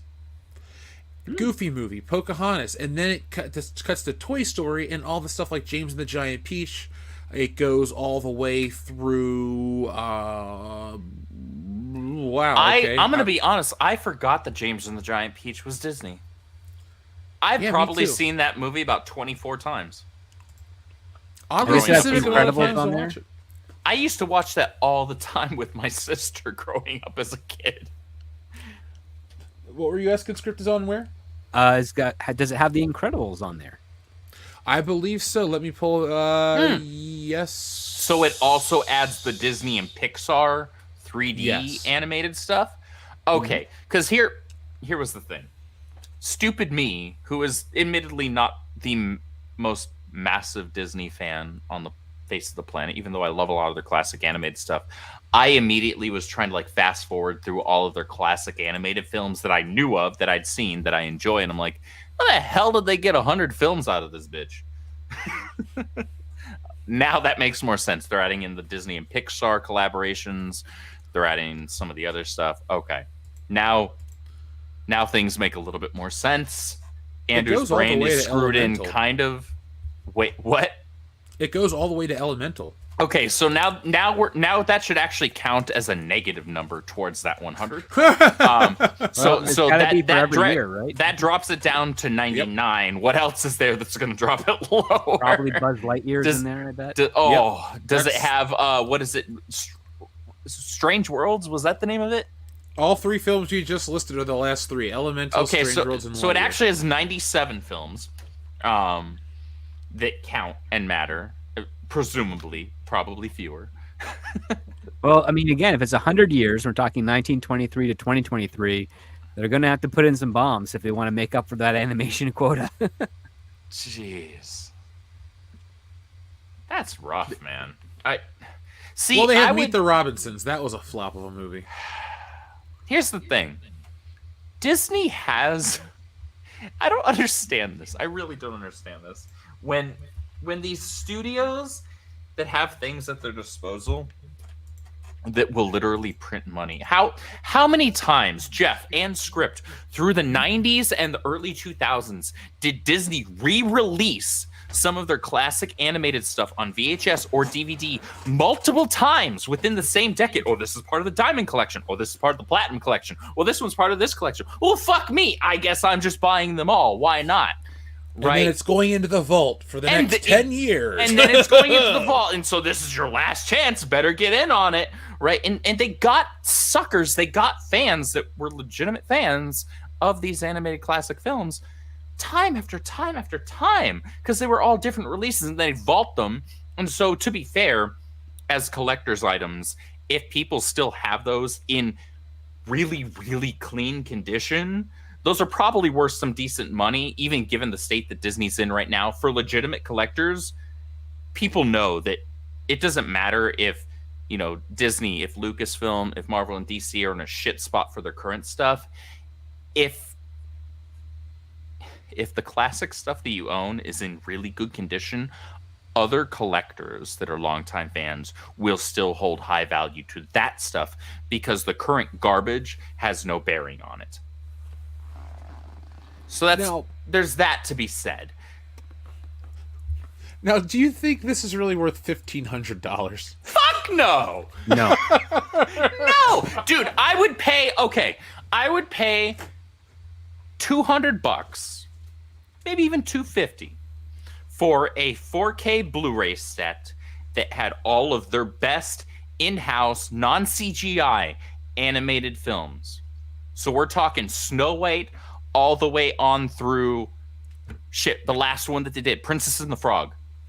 All of them. Give me 4K Blu-ray, give me all of the featurettes, give me the makings of, give me all of that extra stuff. That's worth that money to me. $1,500, add in all of the pics. No, not interested. Sorry. As much as I love A Bug's Life and the first two Toy Story movies, which are the only ones that I've seen, yes, that's true. I haven't seen Toy Story 3, sacrilege, whatever, don't care. Those animated ones mean more. Look, yeah, there are good Disney films, and you and I probably feel the same way about a lot of them. But The first movie I ever saw in theaters was Aladdin. I saw that in theaters as a kid. I was like I believe the 4 first one I or ever saw was 5. Addams Family. Oh wow, nice. We were First 3 4 when films I Aladdin ever came out. saw in theaters were Aladdin, Lion King, and I think Casper, the original Casper the Friendly Ghost. I saw it in theaters too. That was a great movie. I loved that movie as a little kid. It's got the best Ghostbusters cameo ever. Who are you gonna call? Somebody else. Dan Aykroyd runs off. One of these restaurants had like a Casper hand puppet or like a cup topper, and I had the toys of like the uncles, but I never had the Casper the Friendly Ghost puppet. So, folks, when we open the PO box, if you send us a Casper the Ghost or Friendly Ghost hand puppet, we will greatly appreciate that. But the thing I wanted to ask you guys though is we're talking about a state of flux with Disney all the time. You know, profits are low. This happens. Controversy, chaos, all these sorts of things. But Disney Plus really is costing them more than it's helping them. They're losing subscribers. These shows have astronomical budgets. They're It's in not- the red on Disney Yeah. Plus products. Even more so now that they technically lost against Spectrum. Yeah. Oh, for their charter. Yeah, talked about basically, that if you the- have yeah. Disney Plus and Spectrum, you don't need Disney Plus anymore because you get it for free through Spectrum. So you don't have to double dip, which means their subscriber count is going to drop significantly and balance out with what they're offering with their Spectrum customers.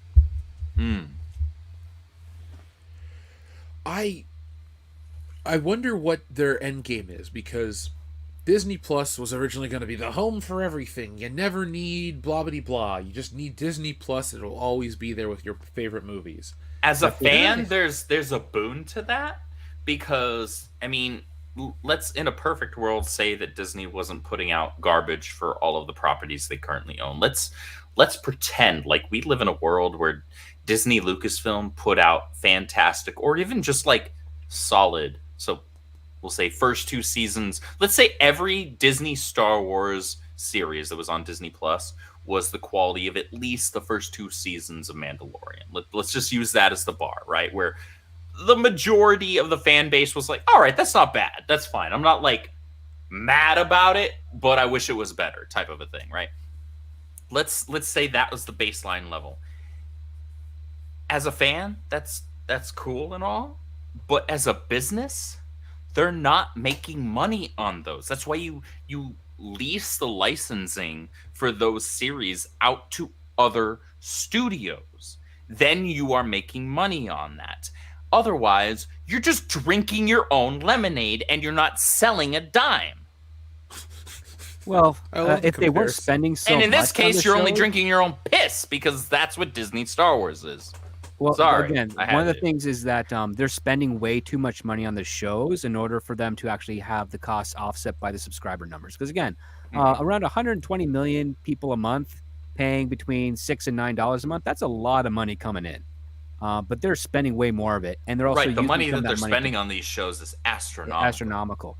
The other part too is that streaming is going to be an inevitability. It is following the exact same type of contentious perspective on the customer market as originally paid exclusive cable did, ad-free cable did back in the 70s and 80s.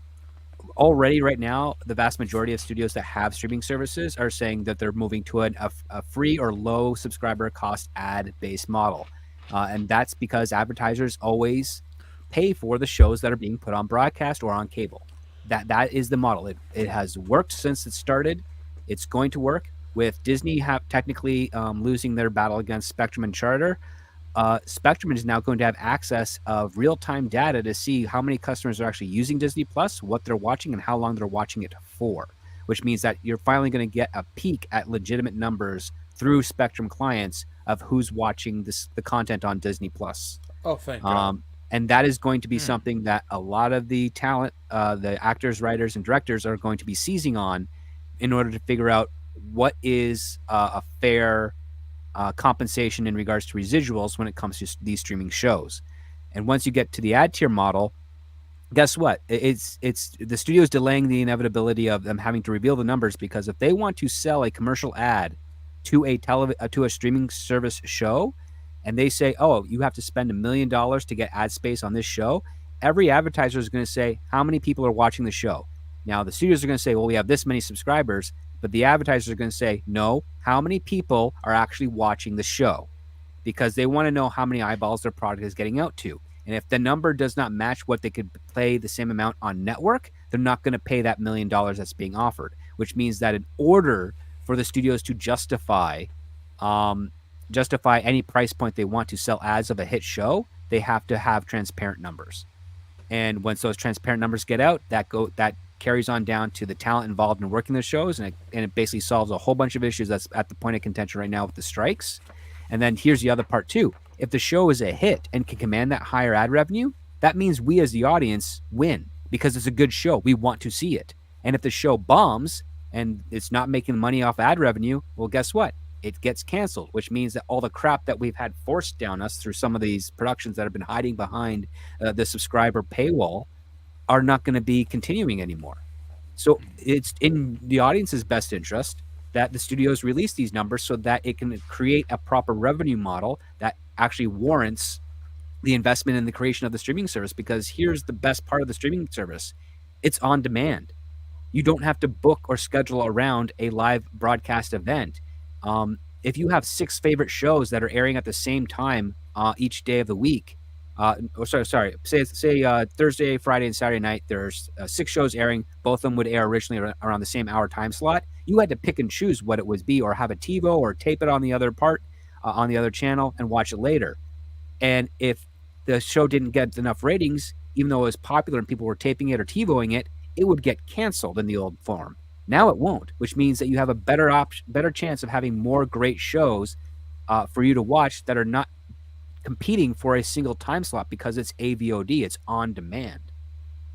And that how can that not be a better thing for U.S. customers, especially for me as writers, because it means the bad writers get filtered out way quicker now because audiences are going to reject their content and they're not going to be doing it. And then the bad studio execs that hire those writers that want that agenda, they're going to be pushed out as well because they're not making the right decisions to make stuff that sells. And so it's basically a bottom-up progression of quality that could lead to a true golden age of television, because I think the golden age of television that a lot of the industry professionals were talking about in the 2010s when it came to Breaking Bad and The Sopranos and whatnot was not a golden age. They were great shows, but there were so few of them that it didn't dominate the TV industry to truly warrant such a title. And I think if we get some transparency in this, especially when it comes to the fact that Disney Plus is really like the worst perpetrator of content from the streaming services. Like, you can go to MTV or Paramount Plus and see a bunch of really good shows, most of them unfortunately from Taylor Sheridan. But I mean, aside from Linus, which is I thought was absolutely terrible, the other stuff he has put out is pretty good. Apple Plus has done some pretty decent shows, excluding Foundation. I don't think they're adapting that quite well personally. Amazon is hit and miss. Again, they had Terminal List, they had Jack Reacher. Those were 2 good shows, but then they also had Rings of Power and Wheel of Time. So that's that thing. And then they canceled The Tick before it got resolved, so I'm a little angry at them too. I was disappointed about that too. The Tick. The Tick it started out a little rough, but then it took off, and I'm like, wow, this is a really good show. Oh wait, it's not coming back, son of a. I was like legitimately angry because I didn't get it as a kid, the cartoon version. I was like, this is weird, and I don't like it. I think I was a bit ahead of your time for your age. It was not made for younger audiences for sure. Like, it was honestly a show I'd switch off because I'm like, I don't get it. Yeah, it wasn't an incredibly like overtly mature show in terms of like its content. It didn't have a ton of mature content that I can recall anyway. You can correct me if I'm wrong, but the writing was done in a way where like younger audiences aren't going to like quite get what's being said. It's mature without using mature content, if that makes sense. Mm-hmm.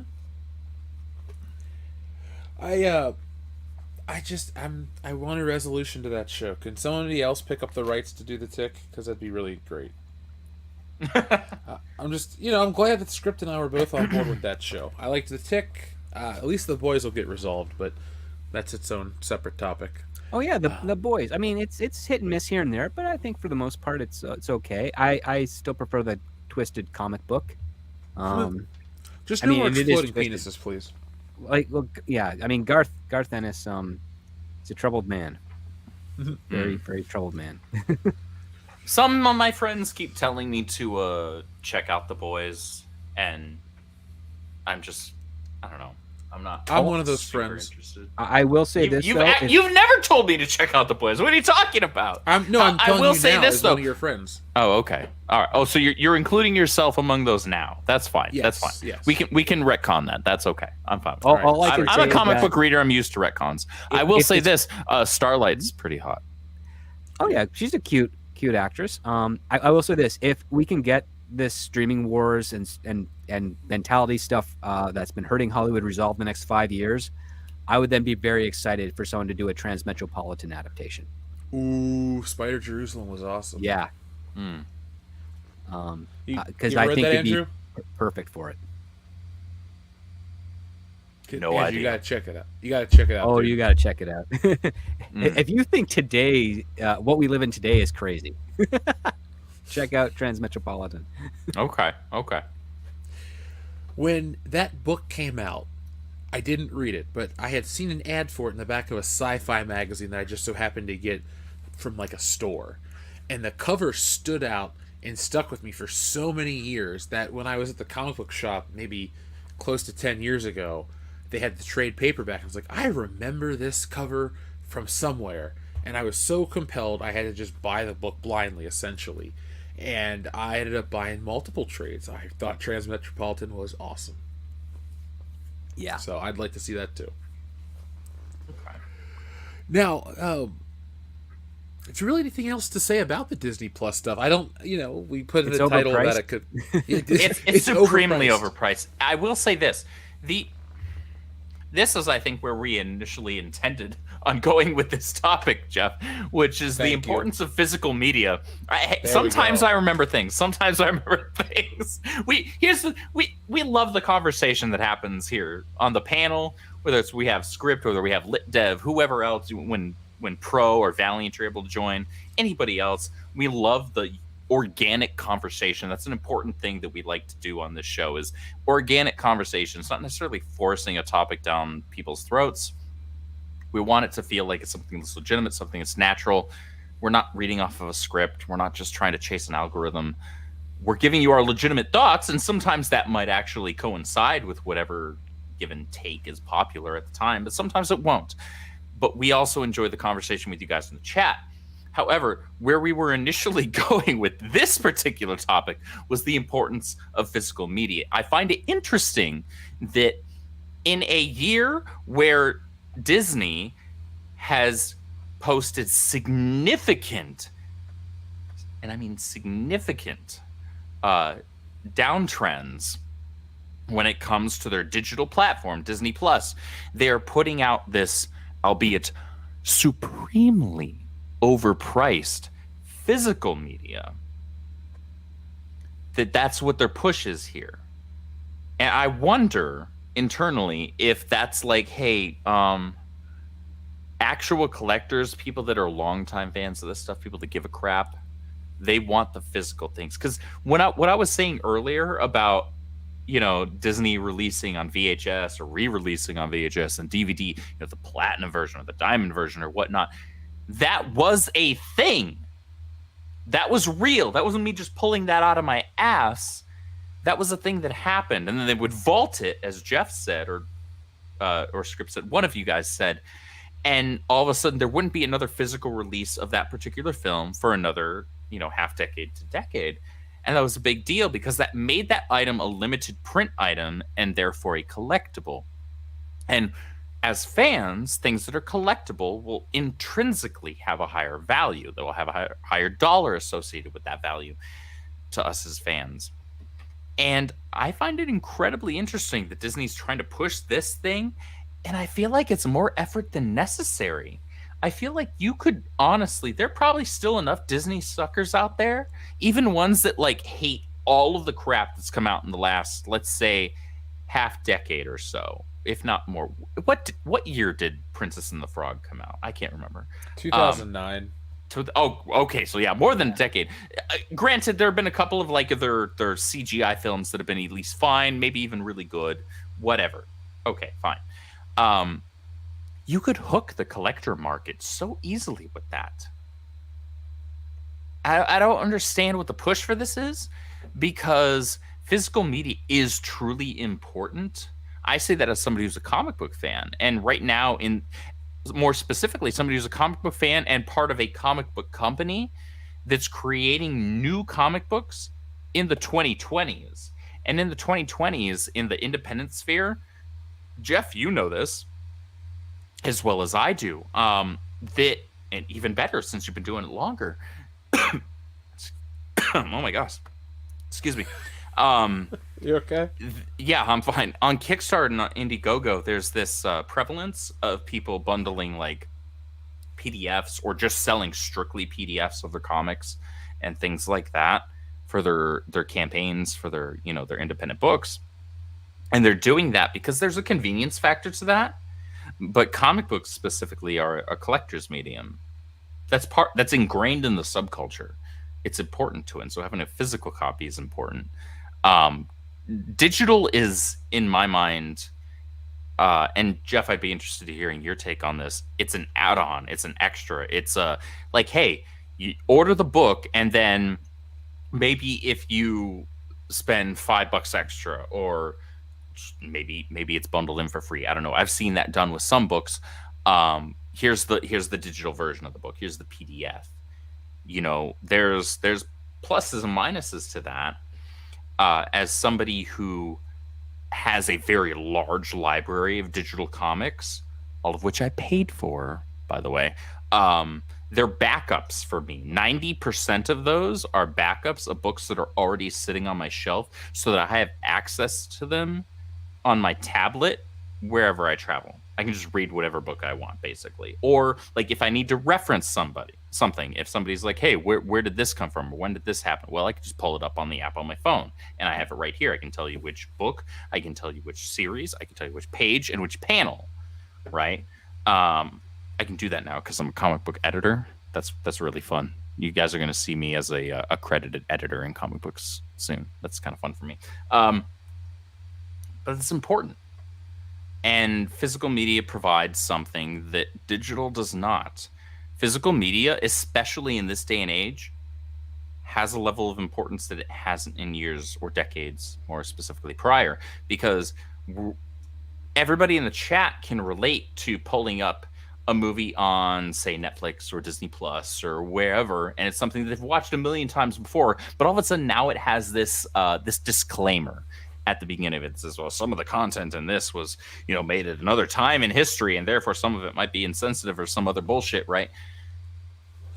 Or they even remove scenes or alter scenes, edit things, and that you cannot do to somebody's physical media. You can't edit it. No, you cannot. You can't delete it.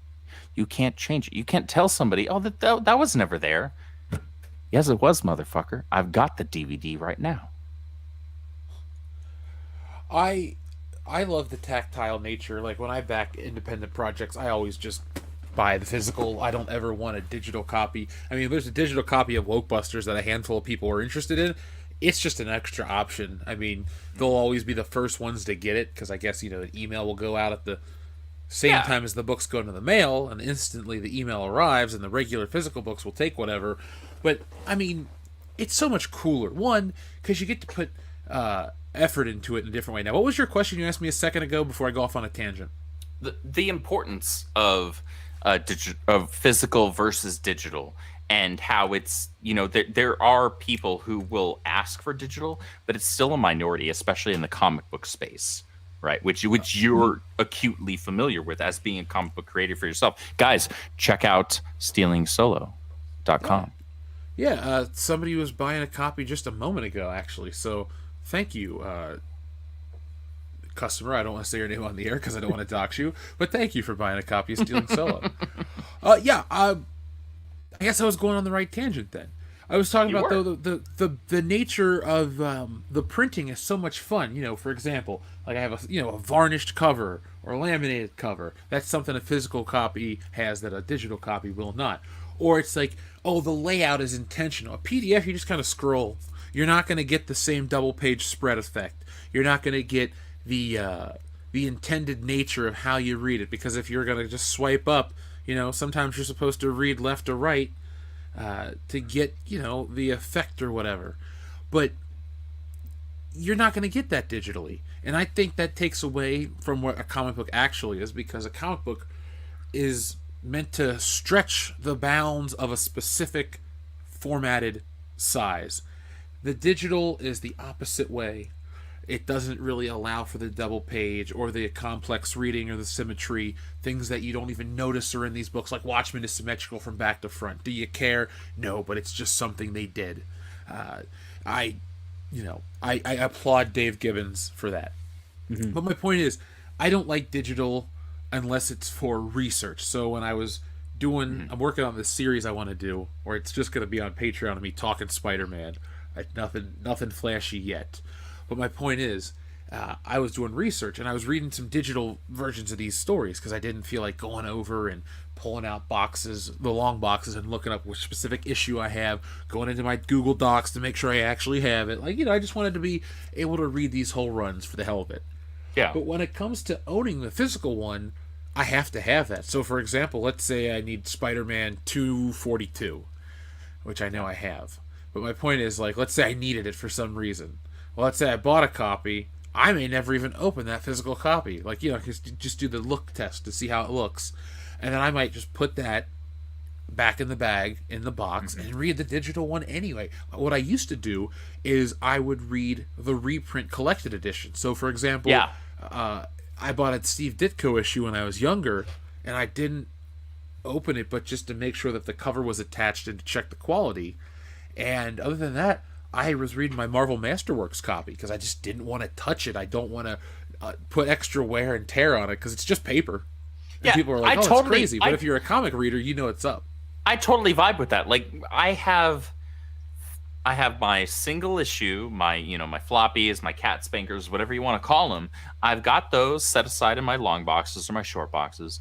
Then I have the actual physical collected editions, so the trades or the omnibuses, depending on what it is. I have those physically on my shelf for reading or rereading. And then I have my digital versions of those, any number of those, whether it's the collected edition or the individual ones. I have those on my tablet or on my phone for either reference or for just taking with me so I can read them wherever the hell I'm traveling. But it's important that physical aspect, especially in certain subcultures, comic books especially. And part of that is the ease with which things are pirated these days. If you avoid digital, you drastically reduce the likelihood of you being pirated, because then that means somebody does actually have to go ahead and buy that full-priced physical version, and they got to scan every single page. They got to make sure the scans aren't dog shit, and they got to upload that to some jackass pirating website, and then they have to distribute it that way. As opposed to, some super easy, they download the PDF that they bought for $8, for backing on Kickstarter, and for $8 now they can just distribute it everywhere, right? There's a collector's aspect to the physical media. But most importantly, there's an aspect that allows it to remain pure through physical media, to remain unaltered. What was it? A year ago or something like that, there was, I forget if it was Netflix or another streaming service that had, it was either the first or the second, it might have been the second Back to the Future film. And what I was saying earlier about them adding some stupid audience notification or disclaimer or something like that. There are depictions or something like that in here that are out of date and from another time and blah, blah, blah. That might be offensive. And then they'll either remove or alter a scene. You do not get that with physical media. If you buy the physical media, they can't do squat to it. And also, maybe even more importantly, you actually own that physical media. You own a physical copy of such and such movie. You own it. It's yours. With digital, there is always something in the fine print. With digital, you are paying for the user end license to use that. And if you truly read through the fine print all the way down to the bottom, which nobody freaking does, they can revoke that license for literally any reason, including no reason at all. You own nothing. It is vapor. So unless you find a way or an app or something that allows you to download that crap hardline to your device that isn't like stored on the cloud or something and connected to some cloud service, then you're screwed. If you have 1,000 comic books that are strictly on Comixology and you haven't figured out a way to hard install those to your tablet or your PC, guess what? You don't own shit. Those can be revoked. Or what happens if Comixology shuts down? What happens if tomorrow Amazon decides to shut down their Comixology brand and no longer dealing comic books? They're just not doing it. The digital comic book thing, it's not making them enough money. They don't see it as worth it. Too much of a pain in the ass. To hell with it. We're writing it off. It's done. No more. Guess what? You lose that whole library, whether you paid for them or not. It doesn't matter if it's the Comixology Unlimited, like free download stuff. It doesn't matter if it was something that you paid full digital price for. It's gone. You own nothing. It's vapor. You are pretending to, you are holding smoke, or rather, not even holding smoke. You have your hands wrapped around smoke in your mind and pretending like you are holding onto something tangible. Folks, one thing I would tell you is if you're going to read comics, maybe if you can't hunt down single issues, at least go for a trade paperback. There are a lot of great collections of these books. Fantastic. They're an easy jumping off point. They usually collect the best stories so you can become a fan and then hunt down the rest. Like, here's how I say it goes. If you have interest in a character and you're willing to drop a couple bucks, maybe like a $20 bill, and get one of these collections, then you'll find out what the character represents, and you'll probably like it, depending on if your hunch is right. And so then you have a good starting off point to either go back to the beginning, like I always suggest with Spider-Man, or, keep reading runs of that era to feel it out for yourself. But give these things a shot by actually giving them a shot. Yeah, if you have to read them digitally, there's no harm, no foul. I do as well. But there's just something nice about, taking the plunge and then having it, because then you'll look at the cover and you'll sit there and you'll probably want to reread it again. I don't know about you, but unless it's for a specific reason, I rarely go back and reread these digital books. It's like, oh, I already read Spider-Man 345. I'll probably never read it again digitally. But if I pick up a physical version of it, I might flip through it, to check the quality, and then realize, oh, I'm 6 pages deep in. I might as well finish the story, type of thing. So, long story short, those are my feelings about physical everything, man.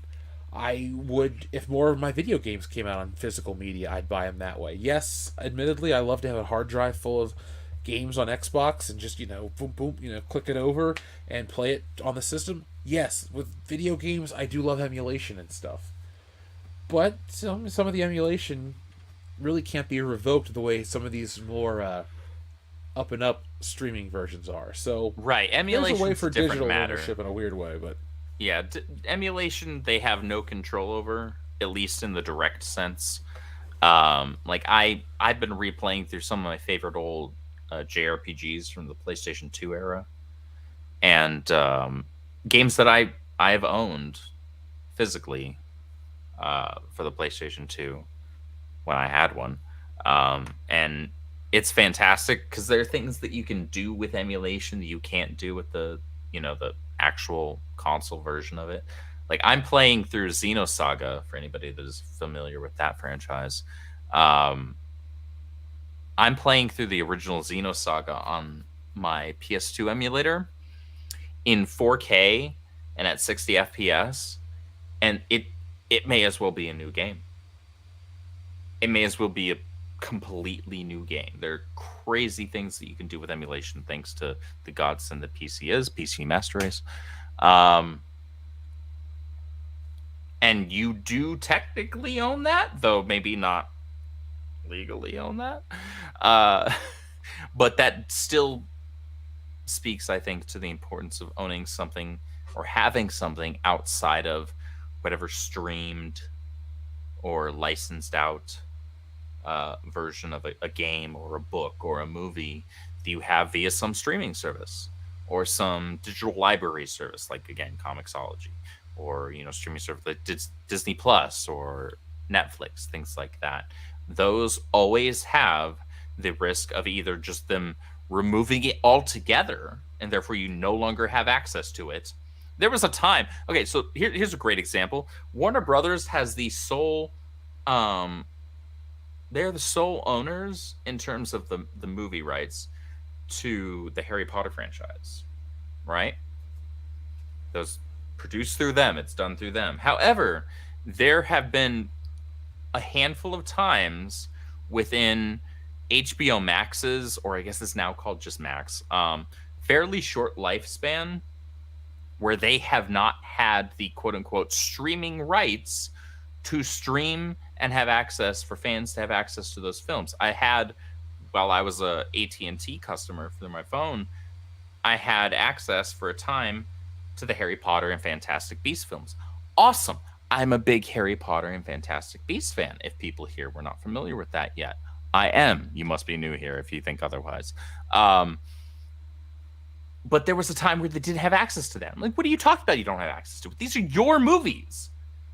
License them out, obviously, to other platforms.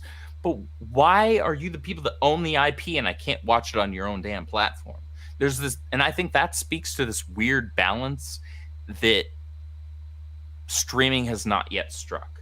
Because as with the case with Disney that we were just talking about, in the case of physical media, they have all of these IPs under their house now, and they're not making money off of them because, as I used this analogy earlier, they're drinking their own lemonade from their own lemonade stand as opposed to selling it.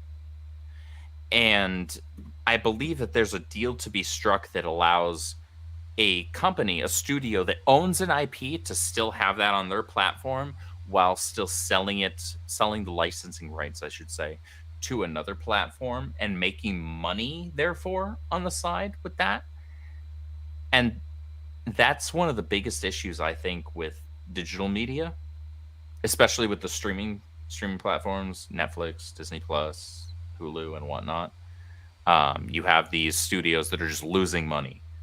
Like we were saying earlier, Disney is spending hundreds of millions of dollars on producing these Star Wars or Marvel Disney Plus shows, and they're not making money off of them. I would be incredibly interested to learn the actual number of people who are signing up for Disney Plus for these shows, because I don't think it's enough to justify the price. It's clearly not, because they're losing money.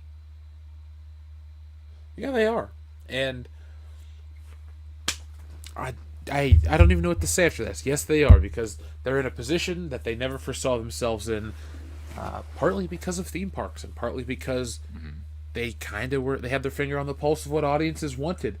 But like a lot of things, they just lost the way. Kind of like that puppy from the Adam Sandler movie. But that's a story for another time. Is there anything else you guys want to say in regards to this Disney Plus box set? I know this was a very meandering episode, but, a good bottle of wine and some friends will, do that to you. Is that a personal attack or something? Yes, it was Brie Larson. Okay. Brie Larson, I will give her credit where credit's due. Ouch. Somebody told her to shut the fuck up. She probably got a new publicist. Because she's been quiet as hell ever since, really the press tour for Captain Marvel. Like, there was the press tour for Captain Marvel and, what was it? Wrinkle in Time. YouTube channel. Oh, yeah, and their very short-lived YouTube channel. That is correct. I forgot that was a thing, as I'm sure everybody else did as well. And all of a sudden she went from twat to silent, and now she's just kind of like there. So even like, what was it, a year or two ago, when asked about a sequel to Captain Marvel, which had already been like announced that there was going to be a sequel, she was like, I don't know, like, does anybody even want to see that anymore? Like, and that was the only thing that we really heard out of her, and she hasn't really said much of anything with regards to this the Marvel sequel that nobody's going to watch, by the way, because it doesn't have the benefit of being sandwiched between the greatest cliffhanger and the greatest finale in cinematic history. I don't mean necessarily greatest in terms of quality. I mean greatest in terms of buildup. It's hard to argue that. Yeah, somebody told her to shut the hell up, and she actually listened. And she even went on Jimmy Fallon or Late Night or whatever. Okay, Jimmy I get Kimmel. All of Jimmy whatever. One of those guest hosted, yes. Yeah, one of those Jimmy Jackass shows that she was, a guest host of, and she was super personable. She had the girls out. She had a big old smile on her face. I'm like, who the hell is this? And where was she during Captain Marvel? She's got a personality. I would have actually paid money, maybe, kind of. Maybe. Well, most of the reason she's silent right now is because her union is on strike. She cannot promote anything. Okay, but well before that. Company. But yeah, she was kind of distancing herself. She's been quiet for a couple of years. She's been making some smaller films in between the Marvel ones that nobody's really been seeing, as far as I know. Mm-hmm. And yeah, that's. I think she got a new publicist, and we'll see what happens in the next year or so. Because I think the Marvels will probably be the last Marvel movie she'll be a part of, most likely. Unless my guess is yes, because this movie is I cannot, even if I stretch my brain, I cannot envision this movie doing incredibly well. I think this movie's going to flop. This movie does not have the benefit of being sandwiched between Infinity War and Endgame and build as something that you are going to need to see, because it's going to give you crucial context in order to understand what's going on. No, the only crucial context that Captain Marvel gave you was how satisfying it was going to be to see Captain Marvel get literally punched out of the movie. That was the only crucial context. That was going to be really satisfying. I think we have a button about that. I'm pretty sure we have a button for that. I think we should press that. Please press it.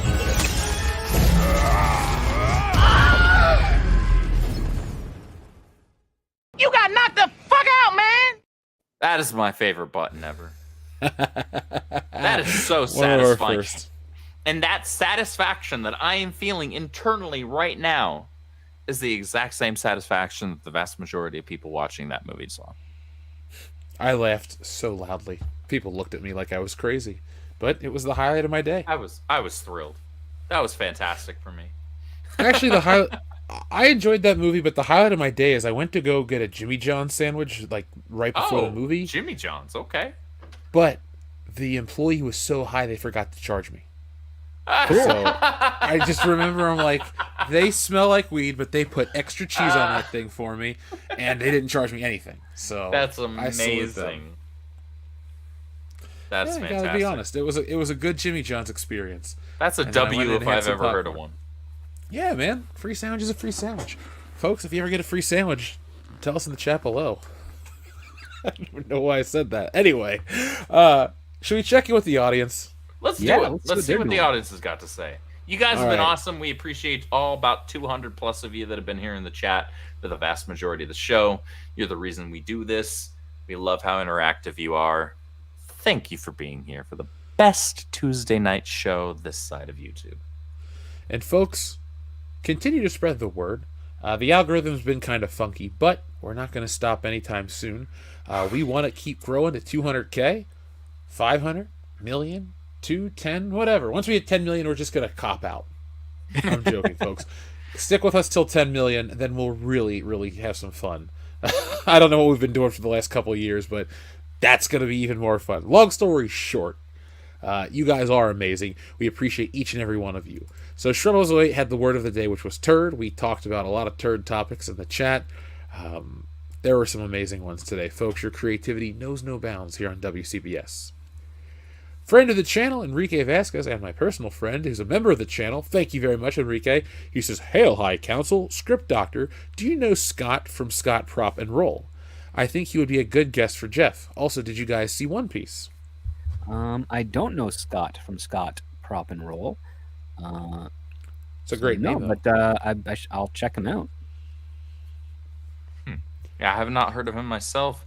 I've been hearing fairly positive things about the One Piece Netflix adaptation, which gives me great pause because, for one, I've never been interested in One Piece to begin with. I don't care about pirates, and to be honest, the art style, no disrespect to the creator, it's just not for me. I'm very particular with the kind of art that I like or don't like. But a lot of people that I know who are long time, we're talking decade long One Piece fans, are at the very least enjoying that show. And I'm like, really? Okay. Because these are people that I would never classify as people who are like, oh, it's got this brand name attached to it, and therefore they're automatically going to love it. Like people who, profess to love Star Wars, and therefore as long as it has the Star Wars brand attached to it, they're going to say it's the greatest thing ever, regardless of whether or not it's dog shit. There are plenty of those. Anime fans aren't usually the same, and it's really weird for me to see with this because the last thing Netflix did was that, and I don't even want to say it, that Cowboy Bebop live action adaptation. And with Cowboy Bebop being my favorite anime ever, I kind of wanted to put a hole in the wall. That was horrible. It's terrible. It's abysmal. Did you put the hole in the wall? I didn't. That's expensive. Good man. I have enough self-control to not, but I can pretend. Okay. Enrique, I have yet to finish One Piece. I started watching it. One of the listeners sent me the manga, and I did read that. First chapter, not the first chapter, the first book, so it's a couple chapters.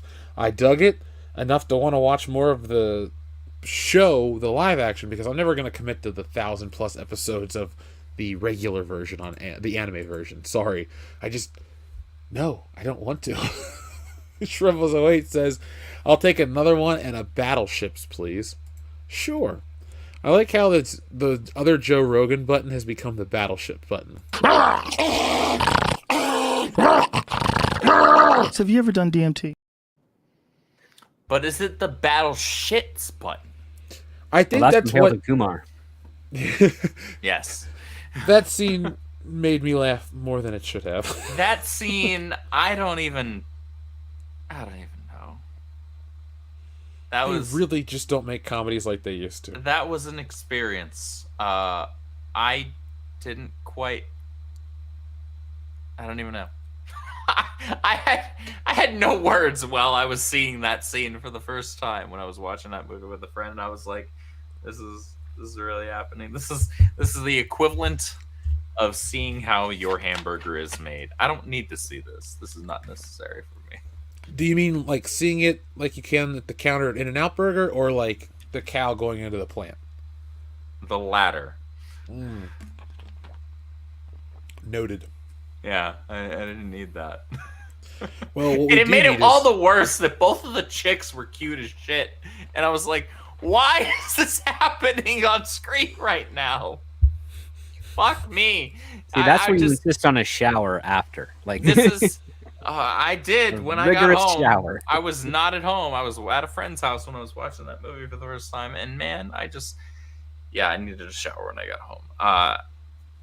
Comedies ended and peaked for me with the Rush Hour films and like the first, I don't know, what was it, Shanghai Noon? Those types of movies. When you get into the fucking potty or drunk humor, it just does nothing for me. That's why I couldn't get into, what the hell was it that was popular for like 3 or 4 films? The Hangover? That one. Yeah, I had zero interest. Actually, no, I had negative interest in that. My net was negative. I was just like, I don't No, because people get drunk and act fucking retarded all the time. Like, I don't need to pay $20 to go see a movie about people doing that. I'm sure half of my friends do that already. I could just go hang out with them on a weekend and do it for free. Maybe I have to bring some beer or something. Fine, whatever. But that's still cheaper at the end of the day. I prefer humor that doesn't rely on something like that, personally. And here is your other button, Shribbles08.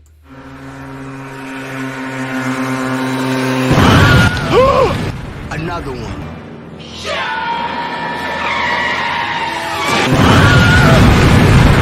Another one. Another one. Another one. Another one. Perfect. Love it. Joseph Bienowicz, member of the channel, thank you very much. He says, Amber is like a pinball machine, always hitting the bumpers. That's yeah. So Georgian says, Jeff forgot my button last week. Fat Steiner and Jammer. I'm sorry about that. I'll press those for you right now. But Dion completely losing his mind over woke James Bond made up for it. I was like, he was going through the 5 stages of grief. Oh, wow. Have you guys heard about that James Bond book? In my No. opinion, there's only, I think, the original 15 James Bond books, and that's it. Only 15. How about that? Hey, the old Fleming stuff, got it all. Yep, Read the it all. Fleming stuff. Like, I think the last one has the 2 books in one, the 2 stories in one. If I'm not mistaken. Yeah, it does, because they were originally in Playboy. Mhm. And they weren't long enough to be full books. So, I will press you those, but folks, the context for this is the James Bond novel On His Majesty's Secret Service has James Bond notice the diversity quota, and that's how he can tell that the bad guy is the bad guy. He talks about how the book talks about how James Bond has to talk to these guys, how they complain about wokeness, the big anti-woke conspiracy, BLM, verbatim. This is what is in the quote. And they also keep talking about how King Charles III, no, he's King Charles the Woke, and how they want to take over Parliament and the BBC. And basically, it's a January 6th commentary, except it takes place in the UK. So that is actually the newest James Bond novel, and that's what I was talking about in yesterday's video, or today's video. So what do you think of that script? Why? My thoughts exactly. It's like that's nothing. Yeah, this is why I'm always cautious when, especially in novel form, they try to take James Bond into more contemporary times. I think he's best served as a product of his age, or product of his time in regards to Cold War, post World War II, Cold War world. They did an okay job, surprisingly, with the films post the Cold War, for at least for the first few entries, and then quickly declined, of course. But yeah, I think that's the sweet spot for Bond, and that's where most interesting stories could be told. I miss that era of James Bond, but those movies never really, most of those movies never really lose their wow, so That's right. not everyone's a winner, but the classics are great. That's something they could release in 4K, and I'd be happy to buy it. James Bond box set. They only have the Daniel Craig ones out, and, if you like his movies, you like his movies, but I don't want those ones. I want to see Sean Connery in 4K. Feel like I'm in the room when he's, killing Dr. No, or getting his dick about to be cut off in the laser movie, or the laser scene on the table. In the movie Goldfinger, yeah. Yeah, I was just like, laser movie, what? Laser movie is Moonraker. Oh God, don't remind me. I hate Moonraker, but it's not as bad as Octopussy. That's my least favorite Bond film. So Georgian, let's pressure your buttons real quick. You wanted Fat Steiner and Jamram, of course. So first off, it'll give you Fat Steiner because I'm on this tab right now. Threats are part of wrestling, But you gotta look at the person that's making the threats. This fat son of a bitch is challenging all of us, has been world champions before, been in this business 15, 20 years, and this fat son of a bitch is going to challenge us all out. Calm down, okay? All right? He's fat. I'm going to... He's fat. I freaking love that. Scott Steiner It's is amazing. crazy. We don't have a script today, Scott, so just call him fat for 3 minutes. I mean, why not? Yep. It works. It works. And so George.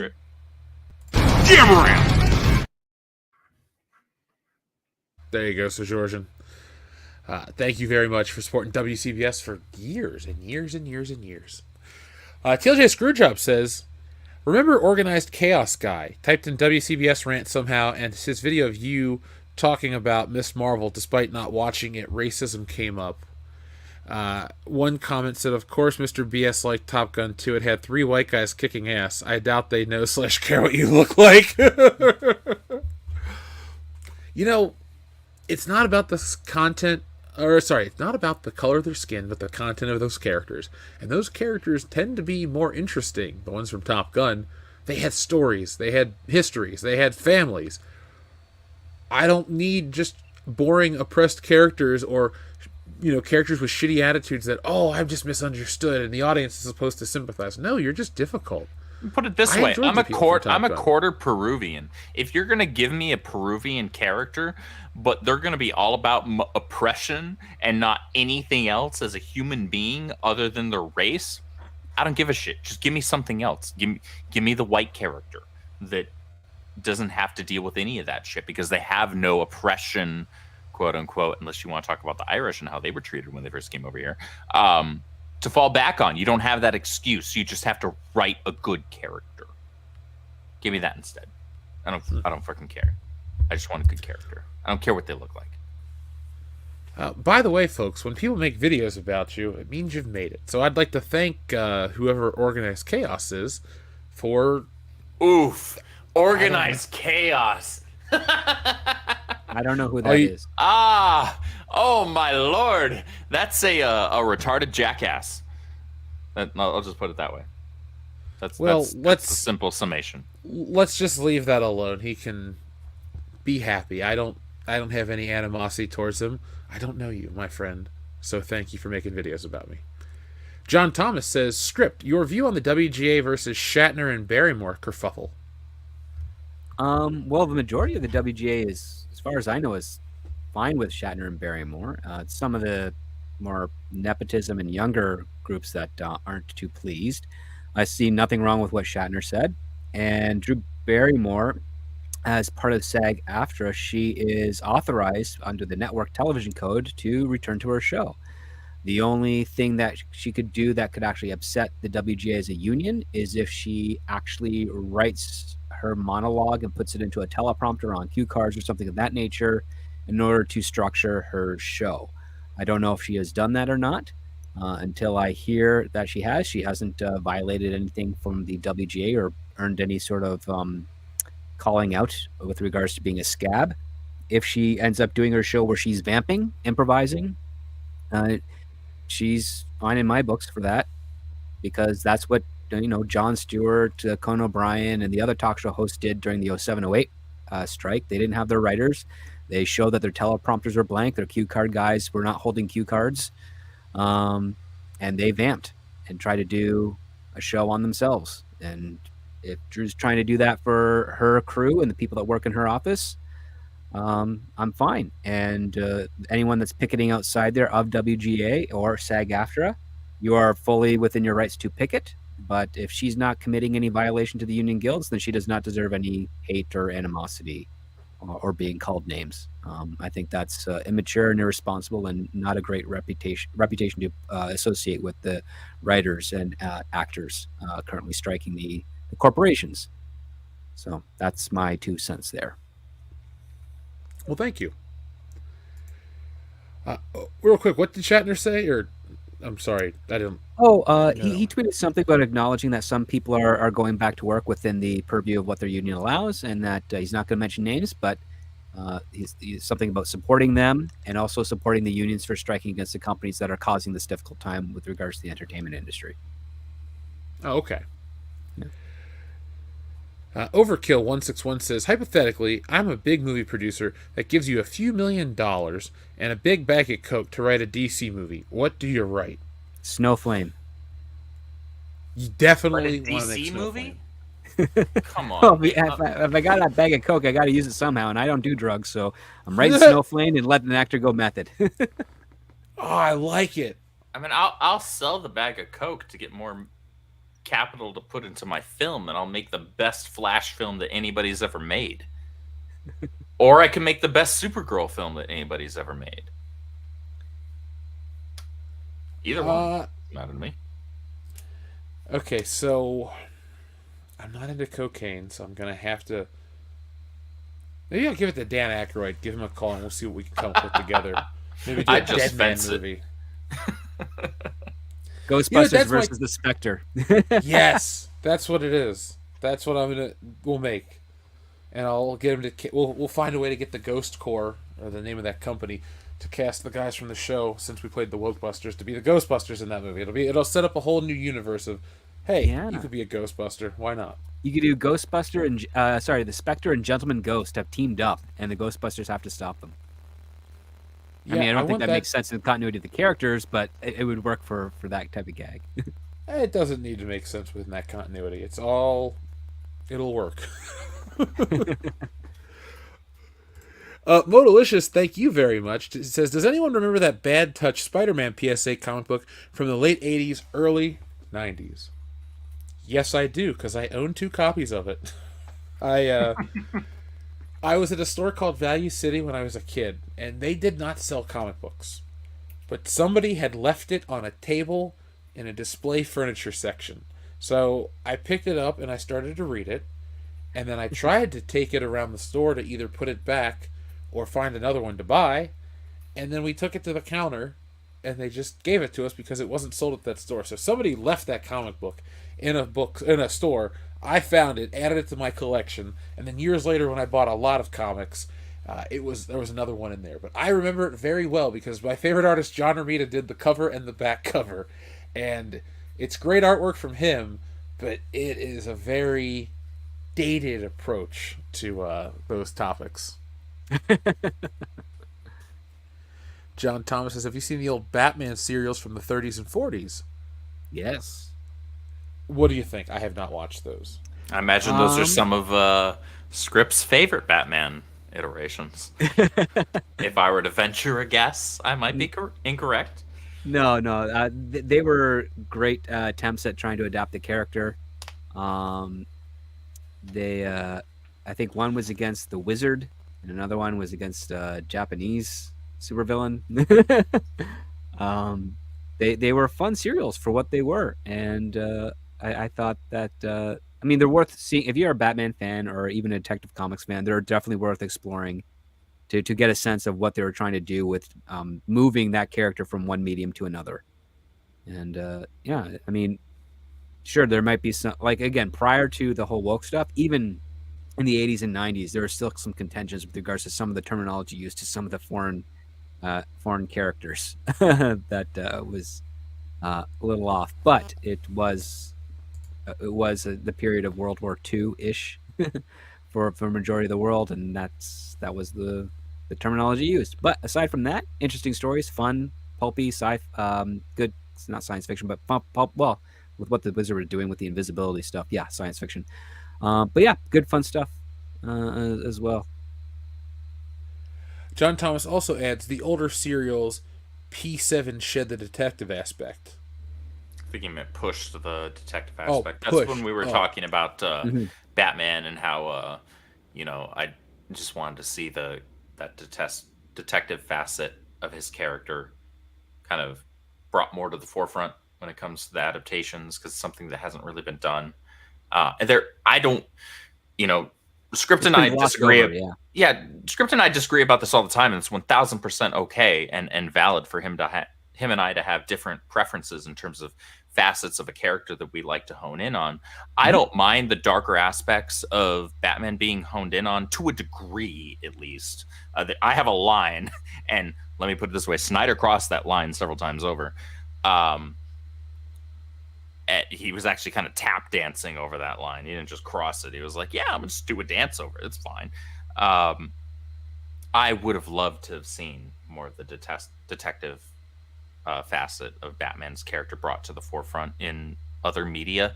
And like I said before, Matt Reeves with The Batman kind of marketed that film as being exactly that, and that's not what we were given, in my opinion. It didn't feel like it anyway. I agree with that. I've read Detective Comics. I've read fantastic Detective Comics, and that movie was not that. Up next, we have our friend TLJ Screwjob, who's a member of the channel. Thank you, TLJ Screwjob, for being a member for 7 months. High five, Script. I tried coffee in high school and never again. People don't have it immediately in the morning and they get headaches. No thanks.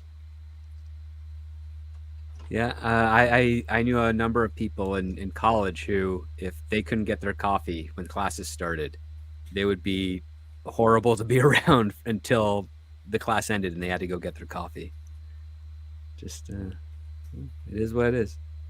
Yeah, luckily I don't have that. I just enjoy the flavor of coffee, so it's like if I drink it on the weekends, that's about as much as I have it these days. Mm-hmm. John Thomas, thank you very much. He says, Kate Beckinsale doesn't want to do another Underworld movie. Who would y'all recast as Selene? No one. Kate Beckinsale is waifu forever. I mean, Kate Beckinsale. Well, why would we want to do more Underworld movies? I unironically love those movies, even though literally none of them are particularly fantastic. I just enjoy all of them. I have the whole Blu-ray collection, and Kate Beckinsale is, well, Kate Beckinsale. Yeah.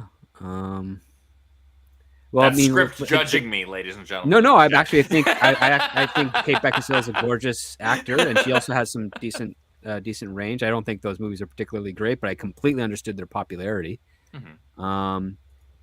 I can't think of a brunette that the right height and physicality to do it, but you could.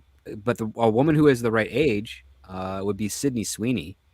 Make her brunette and throw her in there. She could do a action star type werewolf and vampire thing.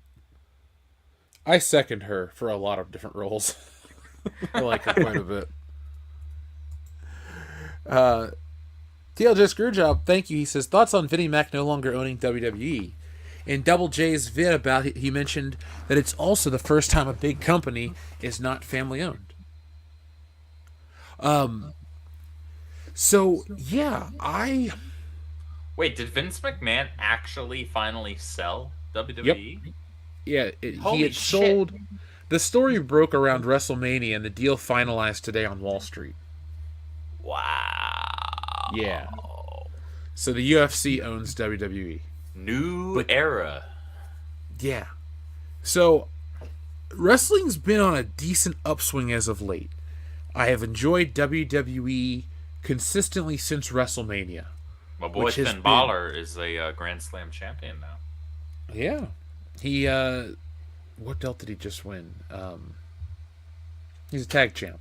Mm-hmm. So, yeah, I enjoy wrestling for the first time in many years, maybe like 15, 16 years. And, I gotta wait to see if they change anything because it's all Triple H. Triple H is the one that's in charge of writing the stories and doing these things that I like. And moving forward, if it continues on this trajectory, I'm okay. Now, I don't like what they've done with the WrestleMania ticket pricing. They've jacked up the prices. They've really kind of ruined WrestleMania. I'm still going. I'm not cheaping out because I got to keep the tradition alive. But my point I'm getting at is that was a change I did not like. Like on the merchandising front, wrestling stuff is fairly priced because they know their audience. The Mattel figures look great. The video games are solid, good for the first time in many years. Like, it's hard to be an angry WWE fan. It's just like they kind of got it all right. Good games, pretty good wrestling, good toys, jacked up ticket prices. Other than that, though, I'm happy. If they can keep it up, if this is how it's going to be, fine. I don't care. Vince McMahon has contributed some of the best in wrestling history, but he also gave us all the garbage that we hate and laugh at. Like outside Yeah. of WCW, all those bad WWF/WWE moments, Vince McMahon came up with them. So for every WrestleMania, Hulkamania, and Austin 316 and the like that you want to praise Vince for, remember all of the terrible stuff. The Great Khali's, the Jinder Mahals, the failed champions, the terrible title reigns, the Bret Hart, Vince McMahon WrestleMania showdown at WrestleMania 26. Remember, all of that stuff came from the mind of Vince as well. So if I you need to completely praise him, forgot about his be house. honest. Yeah, it's Jinder Mahal. never was a Fuck fan. me. I don't think anybody was. That's No. back when I was watching every week too, both SmackDown and Raw. Holy Now, shit. guys, Adam Wofford chimed in and gave us the price of the Disney box set in Japanese yen. It's 219,719.38 yen. I don't recognize currencies that aren't the US dollar. I do because I buy action figures from Japan, and I'm just like, okay, No, I fair enough. kind of need to know what they're charging me when I'm. I do spending too, but Big 55 Bad yen. Toy Story shows 100. Big Bad Toy Store shows them in US dollars. So But Big Bad Toy Store also charges $40 more. See, if you buy directly from Japan and pay for the shipping, that's still $20. You save $20 I'm leaving. because Big Bad Toy Store charges $94 for their Japanese figures minimum. This Mayfix Spider-Man I got for $60, and then it showed up in 2 days. Like, I can understand when I lived in California, my shit that I bought from Japan showing up quickly because you know how the travel works. Yeah. But I'm back in Ohio, and this bad boy was just here instantly. I was like, damn. So I think the only two figures I have from Japan that aren't actual Japanese figures in terms of like Japanese anime characters or video game characters would be my Revoltech Spider-Man Spider Armor Mark IV armor. Ironically, we were talking about that earlier on in the show. I've got that, and I have the SHF or SXF, whatever it is, figure arts. SH Figure Arts. Yeah, the SH Figure Arts, that one. I have that one, the Amazing Spider-Man 2 one, which I love the figure. I love the design. But you were right when you told me that those are really small. They're really small. Like, those are freaking Star Wars classic retro figure size small. They're so tiny. That's probably the first and last one that I'll buy of that line. Just because I would have preferred to have been a bit larger. If you ever give a Japanese figure another chance, go with Mayfix. They're slightly larger, and I prefer them. They usually have better sculpts, better paint, and a better build. They don't have those ugly joints that look like a diaper. That's important. Okay, yeah. TLJ Screwjob has a hard-hitting question we all need to know the answer to. But is the priest in The Little Mermaid going to have a boner?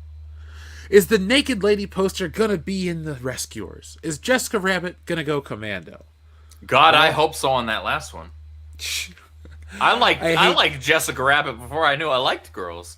Yeah, I mean, how can you not? You're just like, okay, I know what they're trying to sell to me, and I'm okay. Little Andrew was like, I want one of those. Yeah. Adult-sized Jeff wants one too, still. You know, a real life equivalent. Also. So, TLJ Screwjob, I hate to break it to you, but those have all been edited out of those movies. Like, I've seen The Little Mermaid once, and the priest didn't have a boner. Now, I had seen images of it online, and people are like, it's just his knee. Others are like, the animators drew a boner. No matter, knee, boner, whatever it is, it's been changed. Same thing with the Rescuers, because when they released Disney Plus, I watched some stuff on there, and I was like, oh, this is the scene with the tits. And then it's just not. And that's fine. I'm not buying these movies or watching these movies for that. And then the Jessica Rabbit stuff, I do know, has also been touched up many, many home video releases ago. So, sadly, you're not getting the theatrical cuts. You're getting the, well, our artists are horny perv cuts, and we caught them. So, yeah. Sorry, TLJ Screwjob, you're not going to get all those. Wander says, I say, well, thank you, Wander. Wander says, I have an idea for the Disney movie collection. The Disney Furry Collection featuring all your favorite Disney furry bait movies. And once again, I say, I'm leaving.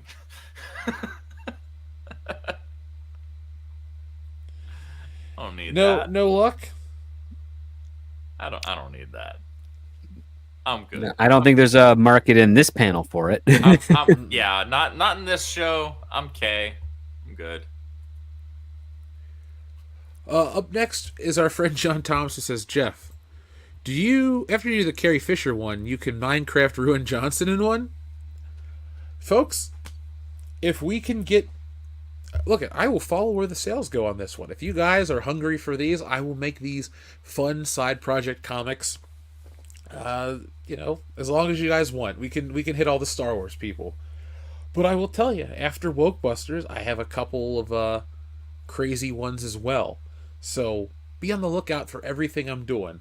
I got the big batch of pages at the colorist. I'm going to start releasing images for Wokebusters to let you guys know before we do our relaunch and all the information and everything's done at the end of the year. So I keep working towards the goal. More pages are being drawn all the time. I got through 1.5, closer to 2 pages yesterday alone. So between YouTube and that, I'm not doing anything else. Committed to Wokebusters because I too am building the comic universe. So I'm doing it a little slower because I'm writing it and drawing it as well, but I take so much joy in the artwork that I wouldn't trade that for anything. And you know, so just the be on the lookout there. for the updates. Yeah, I mean, I set out to make this look like a cartoon. I'm really proud of that.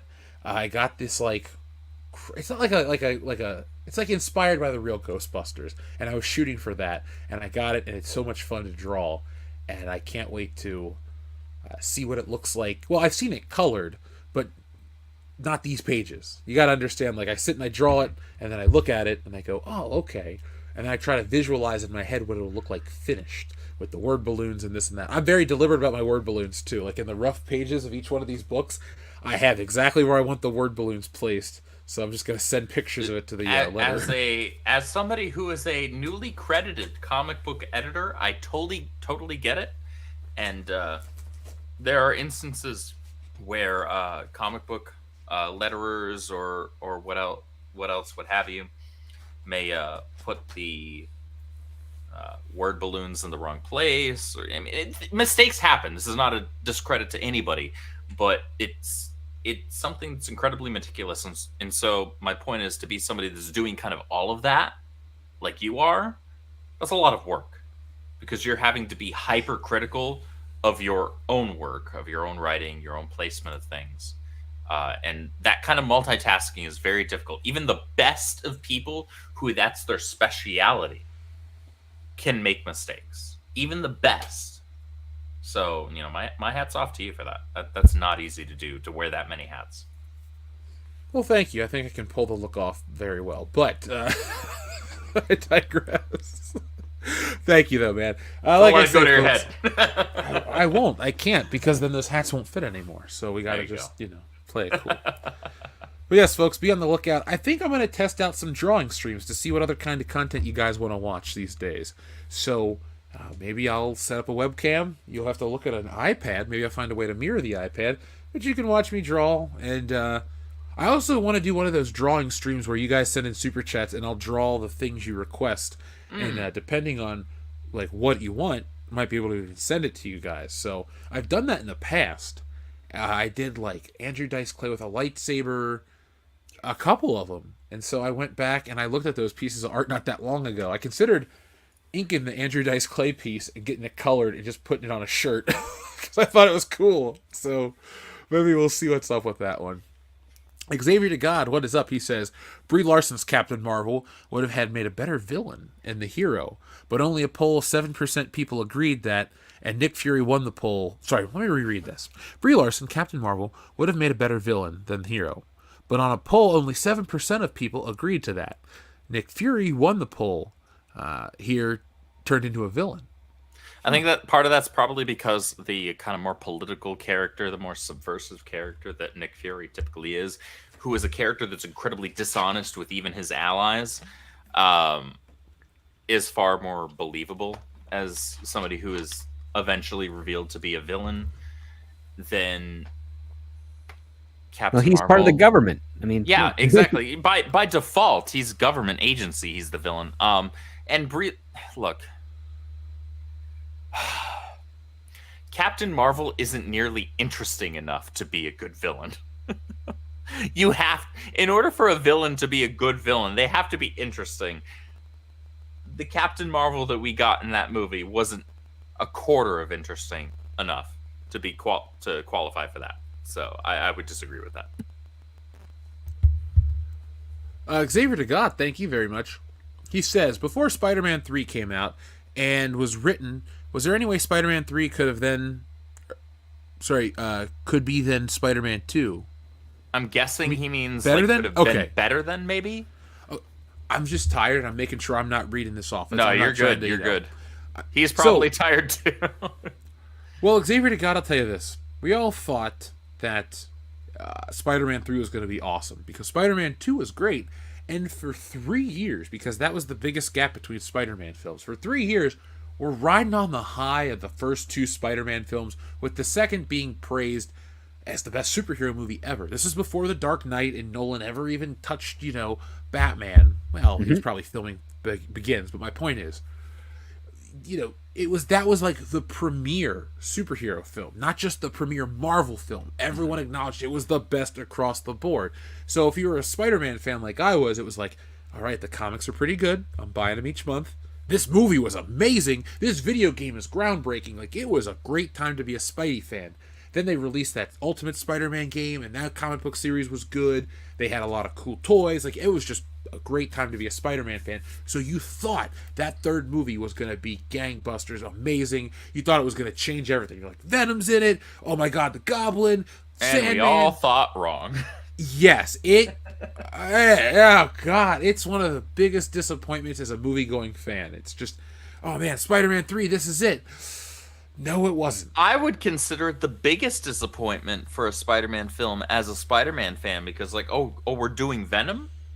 Okay, the bar is set really freaking high, bro. And I already didn't have faith in the Tom Holland Spider-Man films. Amazing Spider-Man 2 has a lot of problems, and it was a letdown compared to the first one for me.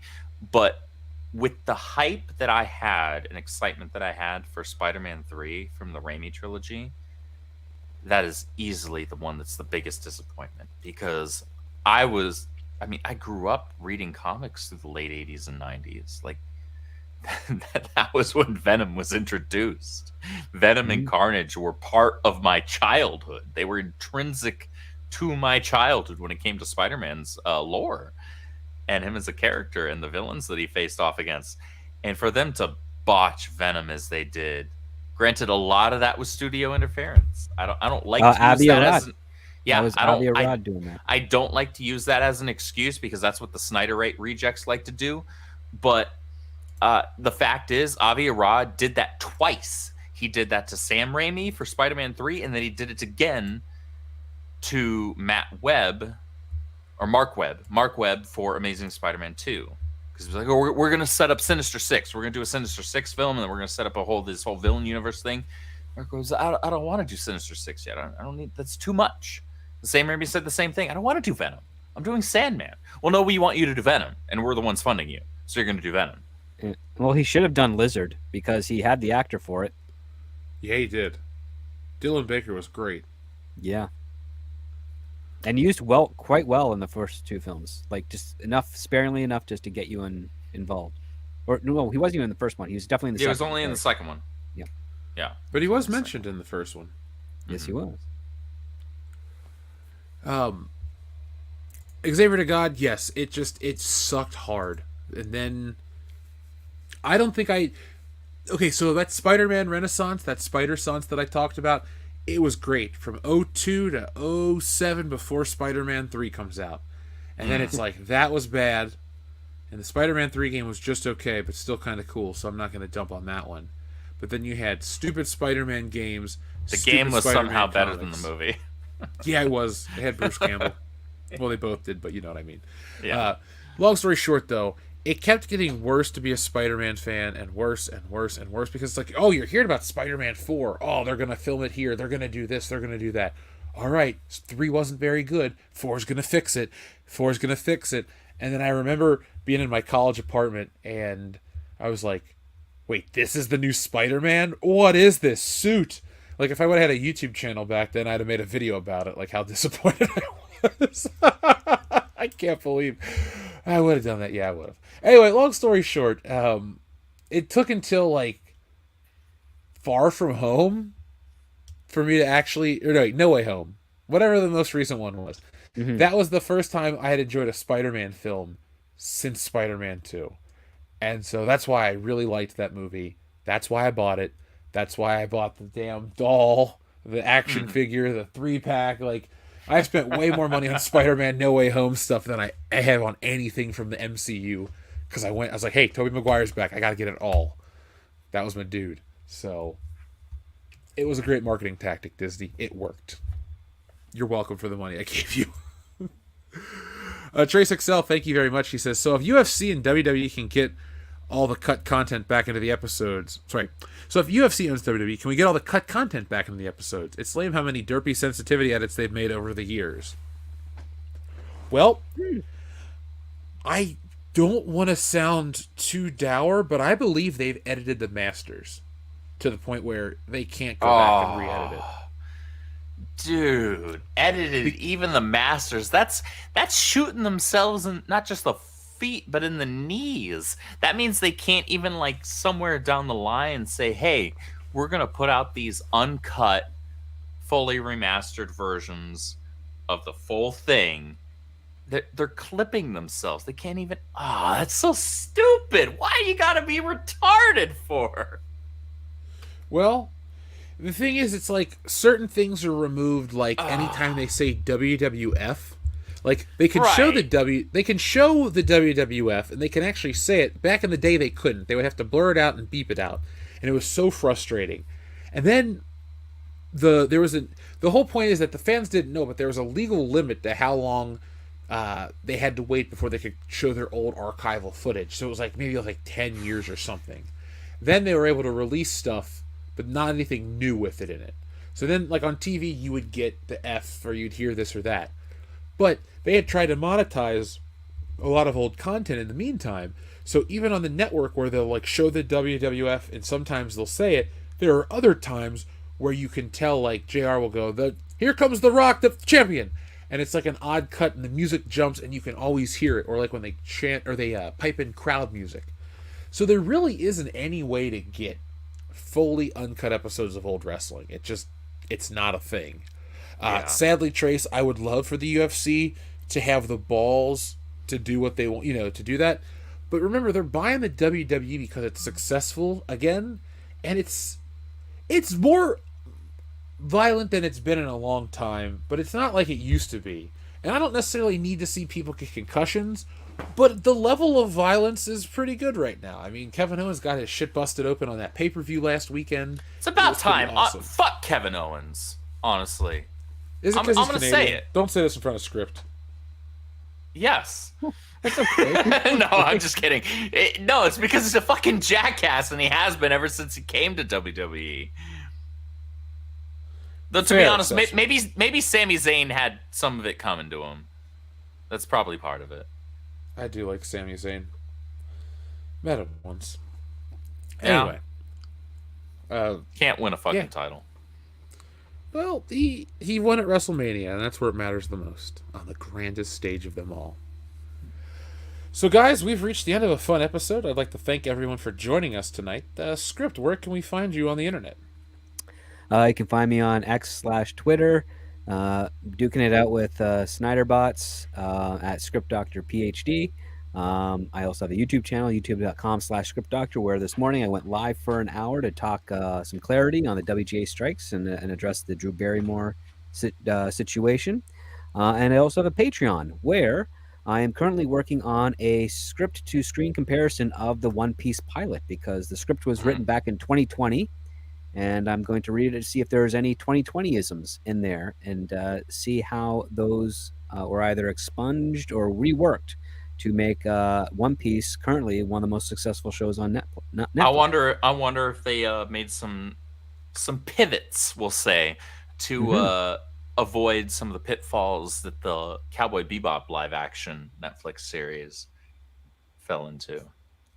Yes, I'm curious to explore that as well. Andrew, where can we find you on the internet? You can find me over on Twitter at Caffeinated Wolf. Just type that in. I'm not going to bother saying my my actual handle because it's Old Norse and most of you can't pronounce it, let alone spell it. I can barely do it. Check me out over on Twitter /X, I guess. I hate calling it X. I'm just going to call it Twitter. It's Twitter. Caffeinated Wolf. Find me over there. You can also find me over on Twitch, Caffeinated Wolf. I stream Mario Kart with my friends and Discord community on the weekends. That's a ton of fun. You can even join us if you want, if you have the game. I usually knock back a few glasses of wine, like a few as in 4 or 5, sometimes 6. And we all yell at each other, obscenities and things like that because it's Mario Kart. And Nintendo multiplayer games are made for yelling at your friends and your family and breaking up friends and family. That's kind of what it's there for. God forbid we ever decide to bring back streaming Mario Party. That would be even worse.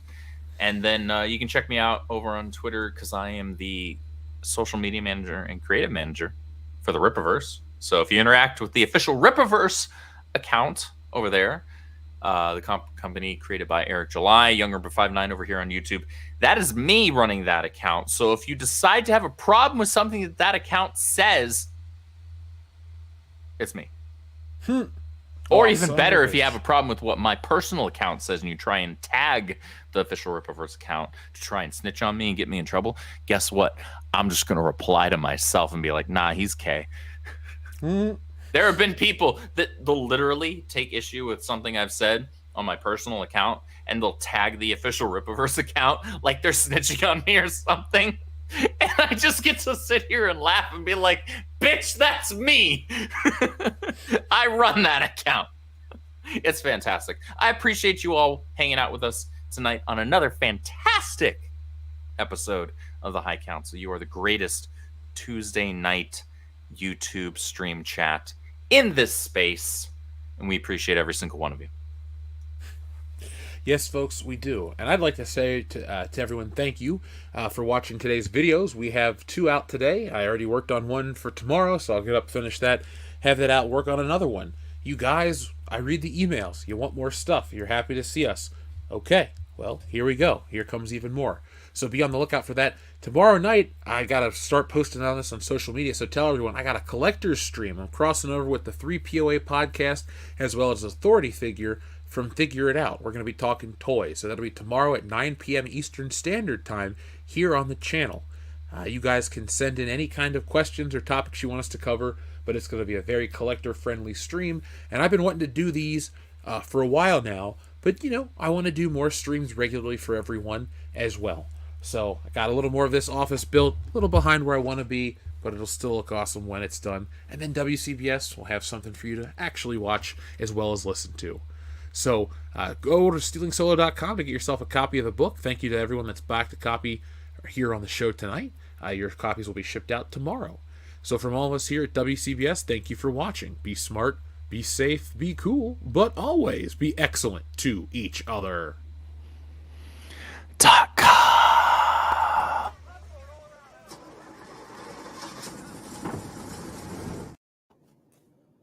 Thing. We forgot the fuck, marry, kill on screen. Sorry. Oh, shit. I didn't hit end. I was like, good, I didn't hit end. Thank you, John Thomas. Fuck, marry, kill. Captain Marvel, Scarlet Witch show, Hawkeye show. Marry Hawkeye, kill Captain Marvel, and you can fill in the blank for the rest. I'm going last. Well, I'm going to pick the same way because I haven't watched Hawkeye, but I feel like it'll be less offensive than... Hawkeye I didn't really like WandaVision. Was fine. It was okay. Hawkeye is the least of those, yeah. Yeah, it was the least, I would say, and I use air quotes, offensive as a fan, as a show. That being said, I'm not gay, so I'm going to kill Hawkeye, and I will... It's a lose-lose on the other two now. I mean, no, because here's the thing. I like Elizabeth Olsen, so we're gonna go marry Elizabeth Olsen. So we're gonna go marry Scarlet Witch because I loved the first, was it 2 or 3 episodes where it had that very Dick Van Dyke, I Love Lucy, almost Andy Griffith kind of vibe to it. And I grew up watching those shows with my parents, and that was a ton of fun for me, even though everything after was pretty bad. And the wrap up, the finale to the show was super bad. It's like, okay, so there's zero responsibility being levied upon this character. Okay, that aside, Elizabeth Olsen is still cute as shit. I still enjoyed the first 3 episodes, we'll say, of that show. We'll say Elizabeth Olsen. We'll fuck Captain Marvel.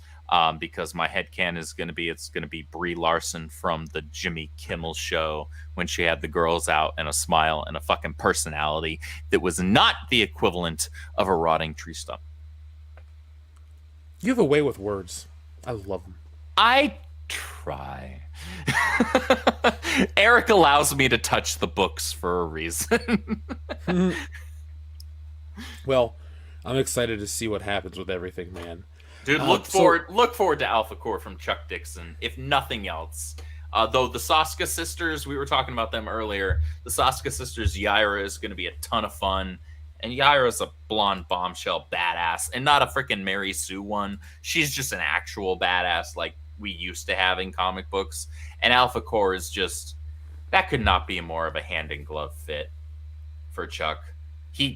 It's Chuck Dixon at Chuck Dixon's finest. It's great. It's great stuff. All right, folks. Well, we got everybody's messages in. Thank you, folks, for sending in your super chats. They're what keep WCBS rolling late into the night, and we appreciate you guys for just being here no matter what. So once again, thank you for watching, and now it's time to say goodbye.